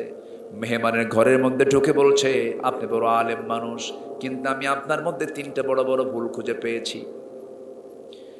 3টা বড় বড় ভুল খুঁজে পেয়েছি। সঙ্গে সঙ্গে ইমাম শাফিঈ বলছে, মা, আমার 3টা ভুল তুমি কি কি পেয়েছো বলো তো? জ্ঞানী মানুষ রাগী হয় না বিনয়ী হয়? রাগী হয় না বিনয়ী হয়? বিনয়ী হয়। দোষ ধরতে গিয়ে যখন বলে ফেলতেছে আপনি 3টা ভুল করেছেন, তিনি বলছেন কি কি ভুল বলো মা, আমি সংশোধন করে নেব। নাম্বার 1, ইমানদার খাবে খালি পেটে, কম খাবে। 3-4 জনের খাবার আপনি সব লুটপাট করে খেলেন কেন? নাম্বার 2 হলো, আমার আব্বাকে আমি দেখেছি গোটা রাত ধরে তাহাজ্জুদ নামাজ পড়েন, কিন্তু গোটা রাত চলে গেল আপনি তাহাজ্জুদ পড়লেন না, বালিশে মাথা রেখে ঘুমালেন। আচ্ছা ঘুমালেন ভালো কথা, ফজর নামাজ পড়তে উঠলেন ওজুর পানির জায়গায় রয়ে গেছে, ওজু ছাড়া নামাজ পড়লেন, এটা কত বড় অন্যায় কাজ, এটা তো ঠিক হলো না। এই 3টি ভুলের জবাব না দেওয়া পর্যন্ত আমি আপনাকে বাড়ি ছেড়ে যেতে দেব না। ছোট্ট মেয়েটার কথা শুনে ইমাম শাফি মুস্কি হাসি মেরে বলছে, মা আমিও তোমাকে 3টি প্রশ্নের জবাব ছাড়া আমি বাড়ি থেকে বের হব না। কি কথা, কি বিরক্ত লাগতেছে নাকি আপনাদের? ইমাম শাফির সামনে যখন প্রশ্ন উত্থাপন করা হলো ছোট্ট মেয়েটার কথা শোনেন, ইমাম শাফি আশ্চর্য হয়ে গেছেন। ছোট্ট মেয়ে, দিনের পরিবেশ পেলে পরে বাড়িতে দিনের পরিবেশ থাকলে এমনটাই তো হওয়ার কথা। ছোট্ট মেয়েটার কথা শুনে মেয়েটাকে পাশে বসায় বলছে, মা 1 নম্বরের জবাব হলো, তোমার মার হাতের রান্না যখন আমার সামনে হাজির হয়েছে, তোমার বাবার বৈধ টাকার বাজার যখন রান্না বান্না করে আমার সামনে হাজির হয়েছে, আমার কাছে মনে হলো এই সমস্ত খাবারের উপরে নূর চমকাচ্ছিল, মনে হচ্ছে আমি বেহেশতি খাবারটা খাচ্ছি। হালাল খাবারটাকে আমার কাছে ওষুধের মতো মনে হলো, মনে করে এই সমস্ত খাবারকে আমি খাবার না মনে করে মেডিসিন মনে করে সব আমি খেয়ে নিয়েছি। জোরে কোন সুবহানাল্লাহ, আর জোরে কোন সুবহানাল্লাহ। হালাল খাবার হলো ঔষধ, হালাল খাবার কি? ঔষধ। নাম্বার 2 হলো, ও মা তুমি হয়তো দেখেছ আমি বিছানায় শুয়ে পড়েছি, বালিশে মাথা রেখেছি, চোখটা বন্ধ করেছি, কিন্তু আল্লাহর কসম করে বলি মা, গোটা রাত চলে গেছে চুল পরিমাণ, আমি কোনো ঘুমাই নাই। তাহলে কি করছেন আপনি? আমি 2-3টা হাদিসকে সামনে নিয়েছি, আমাকে অনেকে প্রশ্ন করে, সেই প্রশ্নের জবাবগুলো আমি রেডি করেছি। এই মাসালাগুলোর জবাব দেওয়ার জন্য গোটা রাত ধরে ফিকির করতে করতে, চিন্তা করতে করতে ফজর আজান হয়ে গেছে, ঘুম আর আসে নাই। আমার আর ঘুম না আসার কারণে আমার অজু আমার নষ্ট হয় না, শীতের রাত মা, এই জন্য আমি গোটা রাত আমি মাসলা মাসাইল নিয়ে চিন্তা করতে করতে যখন ফজরের সময় হয়ে গেছে, ঠিক একই অজুতে আমি ফজরের নামাজটা পড়ে নিয়েছি মা। সঙ্গে সঙ্গে ছোট্ট মেয়েটা মুস্কি হাসি মেরে বলছেন, না বুঝতে ভুল করেছি, আমাকে মাফ করে দিয়েন। ইমাম শাফি বলছে, মা ও মা, তোমার যে বিচক্ষণমূলক প্রশ্ন, এটার জন্য আল্লাহ তোমাকে উত্তম পুরস্কার দিন, উত্তম পুরস্কার আপনাকে দান করুন, তোমাকে দান করুন। এখান থেকে একটা বিষয় স্পষ্ট হয়ে গেল, জ্ঞানীদের দোষ ধরতে গেলেও চিন্তা করার দরকার আছে না নাই? আলেমদের দোষ ধরতে গেলে ইলমি যোগ্যতা লাগে, ডাক্তারের দোষ ধরতে গেলে ডাক্তারি বিদ্যা লাগে, ইঞ্জিনিয়ারের দোষ ধরতে গেলে ইঞ্জিনিয়ারের যোগ্যতা লাগে। কিন্তু আজকে দুঃখজনক হলো সত্য, আমার দেশে আজকে একজন আলেমের ভুল ধরে নাস্তিকের বাচ্চারা আছে না নয়? আমার বন্ধুগণ, আমার বাপ জ্ঞানী ছিলেন, আমার আব্বা আদম জ্ঞানী ছিলেন, আমাকেও জ্ঞানী হতে হবে। জ্ঞানীর সন্তান জ্ঞানী হবে। জ্ঞানীর সন্তান কি হবে? জ্ঞানী হবে। জ্ঞান হলো শক্তি। জ্ঞান কি? Knowledge is power. জ্ঞান কি বলেন? শক্তি। জ্ঞান যদি অর্জন হয়, পৃথিবীর কোন শক্তি তাকে পরাজিত করতে পারবে না। সেটা কিসের জ্ঞান বলেন? বলেন কিসের জ্ঞান? জ্ঞান তো দেখলে আমি অনেক জ্ঞানী তো আছে, লুটপাট করে সব শেষ, লুটপাট করে সব শেষ। আমার বন্ধুগণ, 2টা গুণ আমরা শিখে যাব, 2টা কাজ আমরা শিখে যাব, আল্লাহর দফতর থেকে আমরা সার্টিফিকেট নিয়ে নেব। নাম্বার 1, অর্ধেক বলে ফেলেছি, আমরা ঈমান আনবো। কার উপরে বলেন? আসতে বলবেন না, কার উপরে? আচ্ছা, আল্লাহর উপরে ঈমান আনলে পরে আল্লাহর প্রতি মুহাব্বত থাকার দরকার আছে না নাই? কম না বেশি? কম না বেশি? বেশি। আল্লাহ বলছেন, বান্দারে তুই চুরি করিস, তুই ডাকাতি করিস, তুই জেনা করিস, তুই মিথ্যা কথা বলিস, তুই জেনা করিস, যত প্রকার অপকর্ম তুই করবি না কেন বান্দা, তুই আমার আদালতে আমার কাছে এসে আমার সেজদায় পড়ে আমাকে খুশি করার চেষ্টা করবি, তওবা করে ফিরে আসবি বান্দা, আমি তোর সমস্ত গুনাহগুলোকে মাফ করে দেব। বান্দা যখন হেঁটে আসে, হেঁটে হেঁটে আল্লাহর দিকে যায়, আল্লাহ তার দিকে দৌড়ায় দৌড়ায় যান। জোরে কোন সুবহানাল্লাহ, আর জোরে বলে সুবহানাল্লাহ। এই জন্য আমরা আল্লাহর প্রতি ঈমান আনা মানে আল্লাহকে মোহাব্বত করে ফেলা, আল্লাহকে ভালোবাসা, আল্লাহকে কাছে টানা। নাম্বার 2, আল্লাহ তাআলা তারপরে রাসূলের স্থানটা দিয়েছেন ওয়া রাসূলিহি। যারা রাসূলের প্রতি যারা বিশ্বাস আনবে, রাসূলকে যারা মানবে, জীবনের এক জায়গায় না সব জায়গায়, আসতে বলবেন না এক জায়গায় না সব জায়গায়। আমার নবী তো সাধারণ কোনো মানুষ ছিলেন না, তিনি ছিলেন মহামানব। এমন কোনো গুণ নাই, এমন কোনো দিক নাই যা তার মধ্যে ছিল না। রসুলকে বিশ্বাস করা মানে রসুলের সমস্ত আচার আচরণ, সমস্ত চরিত্র আমার জীবনে বাস্তবায়ন করা। নবীজি কেমন করে কথা বলেছেন, নবীজি কেমন করে কাজকর্ম করেছেন, নবীজি কেমন করে স্ত্রীদেরকে লালন পালন করেছেন, সন্তানদেরকে লালন পালন করেছেন, নবীজির সমাজ কেমনে চালিয়েছেন, সমান নবীজির রাষ্ট্র কেমনে চালিয়েছেন। নবীজির আমার জীবন চলার পথে যদি রাসূলকে সামনে মডেল বানায় রাখি, এই নবীজি আমার আপনার জন্য জান্নাতে যাওয়ার জন্য সুপারিশ করবেন। জোরে বলেন সুবহানাল্লাহ। আমার মডেল একজন, তিনি হচ্ছেন মুহাম্মদ সাল্লাল্লাহু আলাইহি ওয়াসাল্লাম। রাসূলকে জীবনের চাইতে বেশি ভালোবাসতে হবে। ঈমান আনা মানে রাসূলকে সব জায়গায় মেনে নেওয়া। ঈমান আনা মানে নবীজির সমস্ত সুন্নতকে মেনে নেওয়া। ঈমান আনা মানে নবীজির সকল হুকুমকে মেনে নেওয়া। নবীজিকে আমি নামাজে মানব, নবীজিকে আমি রোজায় মানব, রাজনীতির প্ল্যাটফর্মে মানব না। আপনি প্রতারক, প্রতারক, প্রতারক। এমন লোক আছে না নাই? এমন লোক আছে না নাই? আচ্ছা, রাসূলকে মানতে হবে জীবনের এক জায়গায় না সব জায়গায়? এক জায়গায় না সব জায়গায়? সব জায়গায়। আমার নবীর মর্যাদা কত! আমার নবীর যখন জন্ম হয় নাই, পৃথিবীতে আসেন নাই, তিনি কার পেটে ছিলেন বলেন? তার মার নাম কি? আমেনা। মা আমেনার পেটে ছিলেন। মা আমেনা বলেন, মুহাম্মদ যখন আমার গর্ভে আসলো, আমার শরীর থেকে এক্সট্রা করে সুগন্ধি বের হতো। যেরকম সুবহানাল্লাহ। তার শাশুড়ি তাকে বললেন, আমেনা, মেয়েদের শরীরে এরকম পারফিউম ব্যবহার করে বাইরে যাওয়া ঠিক না। তিনি বলেন, মা, আমি কোনো পারফিউম ব্যবহার করি না, না জানি আমার এই সন্তানটা পেটে আসার পর থেকে আমার শরীর থেকে নতুন সুঘ্রাণ বের হয়। বিশ্বনবী, আল্লাহ তাআলা তার সম্মান কত দিয়েছে। মা মেনা বলেন, আমার শিশু মুহাম্মদ কি পেটে ধারণ করে যখন আমি কূপের কাছে, যখন কূপ থেকে পানি তুলতে যেতাম, যখন আমি যেতাম, সেই সময় ওই কূপ থেকে পানি তুলতে নিয়ে দড়ি লাগতো না। আমি শুধু বালতি নামায়া দিতাম, দেখতাম কূপের মুখে এসে সমস্ত পানিগুলো জমা হয়ে যেত। যেরকম সুবহানাল্লাহ। সব মেয়েরা বলতো, আমেনা, সবার আগে তুমি কূপের পানি আনতে আসবে, কূপের পানি তুলতে আসবে, তোমার মাধ্যমে আমরা দেখতে পাই কূপের পানি তুলতে কোনো কষ্ট হয় না। আমার নবীজির মর্যাদা কত!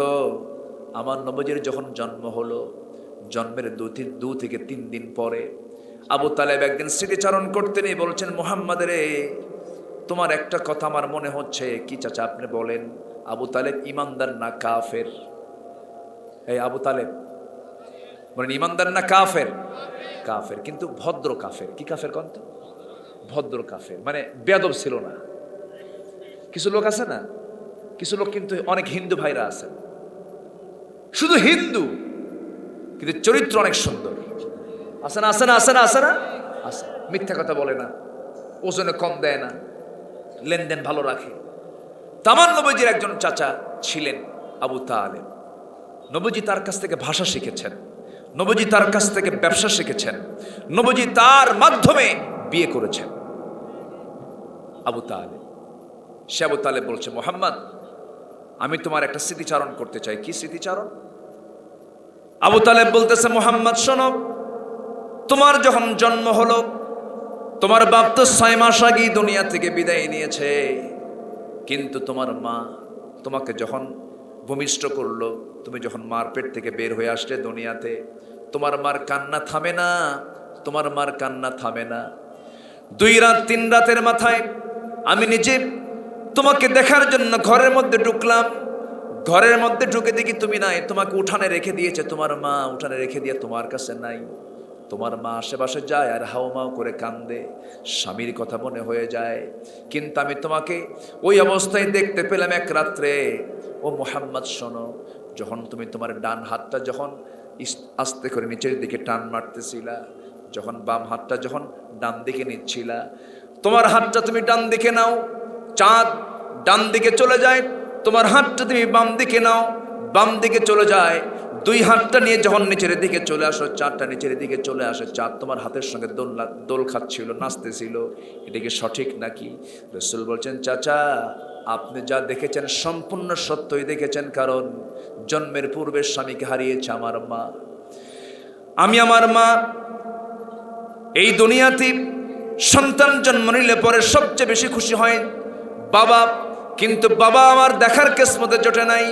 আমার মা যখন আমাকে ভূমিষ্ঠ করেছেন, বারবার স্বামীর কথা মনে হয়ে যায়, হাওমা করে কান্দে। আমাকে দেখলে পরে কান্নার পরিমাণ বেড়ে যায়, আমার কাছে উনি থাকতে পারছিলেন না। এই জন্য ওই রাতগুলোতে মহান রাব্বুল আলামিন আমাকে খেলনা স্বরূপ আল্লাহ রাব্বুল আলামিন চাঁদকে আমার খেলনা বানায় দিয়েছিলেন। জোরে কোন সুবহানাল্লাহ। সেই নবী আমার, সেই নবীর দামটা কত, সেই নবীর মর্যাদা কত। আল্লাহ বলছেন, বান্দারা আমার প্রতি বিশ্বাস আনলি, নবীর প্রতি বিশ্বাস আনলে তোর ইমানটা আনা হয় নাই। আমাকে মানতে হবে, রসুলকে মানতে হবে, এবং আমাকে পেতে হলে রসুলকে হয়ে আসতে হবে, রসুলকে হয়ে আসতে হবে। ফাত্তাবিউনি ইউহিব্বুকুমুল্লাহ ওয়া ইয়াগফির লাকুম যুনুবাকুম আল্লাহু গফুরুর রহিম। আল্লাহ বলছেন এই বিশ্বাসের ক্ষেত্রে আল্লাহ আবার আরো শক্ত করে বুঝায় দিচ্ছেন, সুম্মা লাম ইয়ারতাবু, কোনো সন্দেহ করা যাবে না, কোনো সংশয় আনা যাবে না, বিশ্বাসটা গাঢ় থাকতে হবে। বিশ্বাসটা গাঢ় নিয়ে তোমাকে ঈমান আনতে হবে। নাম্বার 2 হলো ওয়াজাহাদু বিআমওয়ালিহিম ওয়া আনফুসিহিম ফি সাবিলিল্লাহ, এবং জিহাদ করতে হবে জান এবং মাল দিয়া। কার পথে? আসতে বলবেন না, কার পথে? জান মাল দিয়ে আল্লাহর পথে জিহাদ করতে পারে মুনাফিকেরা না ইমানদারেরা? মুনাফিকরা না ইমানদারেরা? মুনাফিকরা কিন্তু নামাজ পড়তে পারে, মুনাফিকরা দান সদকা করতে পারে, মুনাফিকরা রোজাও রাখতে পারে, মুনাফিকরা আনুষ্ঠানিক ইবাদতগুলো করতে তাদের কোনো সমস্যা নাই। কিন্তু মুনাফিককে চেনা যায় নামাজে নয়, মুনাফিককে চেনা যায় হলো মাঠে ময়দানে জিহাদের প্রান্তরে। কারণ মুনাফিকরা নামাজ পড়বে কিন্তু আল্লাহর পথে জান দেবে না। ওরা বলবে যত লোক লাগে দেব, প্রয়োজনে যত রক্ত লাগে দেব, যত রক্ত লাগে দেব, যত রক্ত লাগে দেব, প্রয়োজনে লোক পাঠাবো, মাগার আমি যাব না। আসে না, আসে না, আসে না, আসে। হ্যাঁ, আগে পাশে আছে। এটা হচ্ছে মুনাফিকদের কাজ। কিন্তু আমার নবীজি বদর যুদ্ধে সবার পিছনে না সবার আগে? সবার পিছনে সবার আগে। উহুদের প্রান্তরে রাসূল সবার পিছনে সবার আগে। সবচেয়ে বেশি রক্তাক্ত হয়েছেন মুহাম্মদ সাল্লাল্লাহু উহুদের ময়দানে। এমন রক্তাক্ত হলেন নবীজির, মানে নবীজি হলেন সবার টার্গেটের মূল ব্যক্তি, হচ্ছেন রাসূল। মূল লক্ষ্য হচ্ছে তারা রাসূলকে কেমনে দুনিয়া থেকে বিদায় করবে, মূল প্ল্যান। বদরে মার খাইছে, বদরে কুরাইশরা নাস্তানাবুদ হয়ে গেছে। 1 বছর যেতে না যেতে উহুদ যুদ্ধের ময়দানে কাট্টা কাট্টা কাফেররা সব চলে আসলো। আমার নবীজির শিশু ইসলাম, যুদ্ধ কেবল শেষ, আবার উহুদের যুদ্ধ শুরু হয়ে গেছে। নবীজি বললেন, সাহাবীরা শুনলাম কুরাইশরা উহুদের প্রান্তরে এসে হাজির হয়েছে, কে কে যাবে? সব এক জায়গায় করলেন। রাস্তার ঠিক মাঝখান বরাবর এসে মুনাফিকরা বলল, আপনি আমাদেরকে কোথায় নিয়ে যাচ্ছেন? উহুদের প্রান্তরে যুদ্ধ করতে হবে। ওয়াজাহাদু বিআমওয়ালিহিম ওয়া আনফুসিহিম ফি সাবিলিল্লাহ। মুনাফিকরা বলে, যাদের সঙ্গে আমরা যুদ্ধ করতে যাচ্ছি, যাদের বিরুদ্ধে, ওদের সৈন্য সংখ্যা কত? কে 3000, আমাদের কত? 1000। এই অসম যুদ্ধে আমরা যাব না। মুনাফিকরা বলল। রাসূল বললেন, যারা যাবে না তারা সাইড হয়ে যাও। কি হয়ে যাও? সাইড হয়ে যাও। মুনাফিকরা চিহ্নিত হলো। 300 জন মুনাফিক নাই সেদিন, হাজারে 300 নাই, আউট হয়ে গেছে। আমার নবীজি বলেন, কেউ যদি নাও যাও আমি নিজে একা যাব। জোরে বলেন সুবহানাল্লাহ। অনলাইনে যুদ্ধ হয় না, অনলাইনে ওই ভিডিও কল দিয়া যুদ্ধ করা যায় না। আমার নবীজি সরাসরি ব্যাটেল ফিল্ডে নামলেন। নবীজির মাথায় সেদিন পাগড়ি, টুপি না হেলমেট, লোহার হেলমেট পরেছেন। নবীজির গায়ে সেদিন যুদ্ধের পোশাক, নবীজির হাতে তরবারি, বর্ষা, ঘোড়ার পিঠে চড়েছেন মুহাম্মদুর রাসূলুল্লাহ। উহুদের প্রান্তরে গিয়ে পৌঁছলেন, সাহাবায়ে কেরামকে স্থান নির্ধারণ করে দিলেন। বিশেষ করে 50 জন তীরন্দাজকে ডাক দিয়ে বলেন, তোমরা তীর ধনুক নিয়ে এখানে দাঁড়াও, এই জায়গায় তোমাদের বসে থাকা দায়িত্ব, দাঁড়িয়ে থাকা দায়িত্ব, এখান থেকে নড়বে না আমার পরবর্তী হুকুম না আসা পর্যন্ত। কিন্তু যুদ্ধ শুরু হয়ে গেছে, যুদ্ধ থেমেও গেছে, মুসলমানদের বিজয় প্রায় হয়ে গেছে। এই সাহাবী 50 জন নবীজির অনুমতি ছাড়াই স্থান ত্যাগ করেছেন। ইতিমধ্যে এক চিকন গলি পথ দিয়ে উহুদের প্রান্তরের ভিতরের দিকে ঢুকে পড়ছে। অতর্কিত হামলা চালিয়েছে কুরাইশরা। সে অতর্কিত হামলার শিকার হলেন মুহাম্মদুর রাসূলুল্লাহ সাল্লাল্লাহু আলাইহি সাল্লাম। তিনি শিকার হয়ে পড়লেন। তাদের মূল লক্ষ্য ছিল রাসূলকে মেরে ফেললেই সব শেষ হয়ে যাবে। তীর মারা শুরু হলো। প্রথমে তীর মারতে লাগলো, সাহাবে কেরাম টের পেলেন। সাহাবে কেরাম কি রাসূল দেখতে পেলেন, সব দৌড়ে দৌড়ে নবীর দিকে আসে। হাতে তরবারি নাই, অপ্রস্তুত অবস্থায় ছিলেন তারা। নবীর চতুর্পাশে দাঁড়িয়ে বলছেন, হুজুর যত তীর লাগবে আমাদের গায়ে লাগবে, আপনার গায়ে লাগাতে দেব না। কি মোহাব্বত, কি ভালোবাসা! রাসূলকে বাঁচাতে গিয়া একজন নয়, দুজন নয়, 10 জন সাহাবী সেখানে এট এ টাইম শাহাদাত বরণ করলেন। নবীর চোখের সামনে 10 জন সাহাবীর লাশ পড়ে থাকলো। আমার নবীজি টার্গেটের মূল লক্ষ্যে পড়ে গেছেন, কাফেরদের কাছাকাছি চলে এসেছে। তীর মারা বন্ধ করে এবার হাতের মধ্যে পাথর নিয়েছে। বড় পাথর হাতের মধ্যে নিয়ে নবীজির কপাল বরাবর মেরে দিয়েছে। হেলমেটের চিকন লোহা, হেলমেটের চিকন ফলা, লোহার ফলাটা চট করে গিয়ে কপালের হাড়ের মধ্যে শক্ত করে গেঁথে গেছে। আরেকটা আঘাত গাল বরাবর মেরে দিয়েছে পাথর। শিরস্ত্রাণের চিকন লোহা, চিকন ফলা নবীজির গালের মধ্যে ঢুকে গেছে। আর একজন কাফের মেরে দিয়েছে দাঁত বরাবর মারার সঙ্গে সঙ্গে নবীজির সামনের দুটো দাঁত ভেঙে পড়ে গেছে। কপালে লোহা বিদ্ধ হওয়া, গালে লোহা বিদ্ধ হওয়া, সামনের দুটো দাঁত ভেঙে পড়ে যাওয়া। একই মুখের ভিতরে 3টা ইনজুরি। নবীজির পাশে কেউ নাই। নবীজি মুখ থুবড়ে পড়ে গেছেন, নবীজির পাশে কেউ নাই। চতুর্দিকে কাফের মুশরিকরা গুজব রটিয়ে দিয়েছে, কুতিলা মুহাম্মদ, মুহাম্মদ নিহত, মুহাম্মদ নিহত। এই সংবাদ শুনে মদিনার একজন পাগলি সাহাবী যখন শুনতে পেয়েছেন রাসূল নাই, চিৎকার করে করে নিজের আবেগটাকে ধরে রাখতে না পেরে বাইরে বের হয়ে এসেছেন। এমন সময় একজন সাহাবী বলছে, ও মহিলা তুমি কাঁদো কেন, কি হয়েছে? আমার রাসূল নাকি মারা গেছেন। কি তুমি কি জানো তোমার বড় ভাই এই যুদ্ধে শাহাদাত বরণ করেছেন? আমার ভাই মরে যাক, আমার কোনো দুঃখ নাই। কিছুক্ষণ পরে সে বলছে, ও মহিলা কাঁদতেছো কেন, কি হয়েছে? শুনলাম রাসূল নাকি ইন্তেকাল করেছেন। সঙ্গে সঙ্গে আরেকজন এসে বলছে, মহিলা তুমি কি জানো তোমার প্রাণপ্রিয় স্বামী এই যুদ্ধে শাহাদাত বরণ করেছেন? তিনি বলছেন, স্বামী আমার চলে গেছে, দুঃখ নাই। ভাই আমার চলে গেছে, দুঃখ নাই। একটা বারের জন্য বলো তোমরা আমার রাসূল প্রাণে বেঁচে আছেন কিনা? আবার আরেকজন এসে বলে, ও মহিলা তুমি কি জানো তোমার কলিজার টুকরা সন্তানটাও মারা গেছে এই যুদ্ধের ময়দানে? সঙ্গে সঙ্গে মহিলা বলতেছি, সন্তান গেল, স্বামী গেল, বড় ভাই চলে গেছে, কোনো দুঃখ নাই। গোটা দুনিয়ার সব মানুষ মরে যাক, তাতেও কোনো দুঃখ নাই। কিন্তু একটা বারের জন্য বলো আমার রাসূল প্রাণে বেঁচে আছেন কিনা, আমার রাসূল বেঁচে আছেন কিনা? আমার নবীজির এই মৃত্যুর সংবাদ গুজবটা চতুর্দিকে ছড়িয়ে পড়েছে। আমার নবীজি নাই মনে করে ওমরে ফারুক পাগলের মতো হয়ে গেছেন। কিন্তু এইদিকে সাইয়েদনা আলী বিচক্ষণ সাহাবী, তিনি মনে মনে চিন্তা করছেন, না রাসূল মারা যেতে পারেন না। তন্ন তন্ন করে খুঁজতে খুঁজতে গিয়ে দেখেন উহুদের ময়দানে একটা গর্তের মধ্যে নবীজি উপুর হয়ে পড়ে আছেন।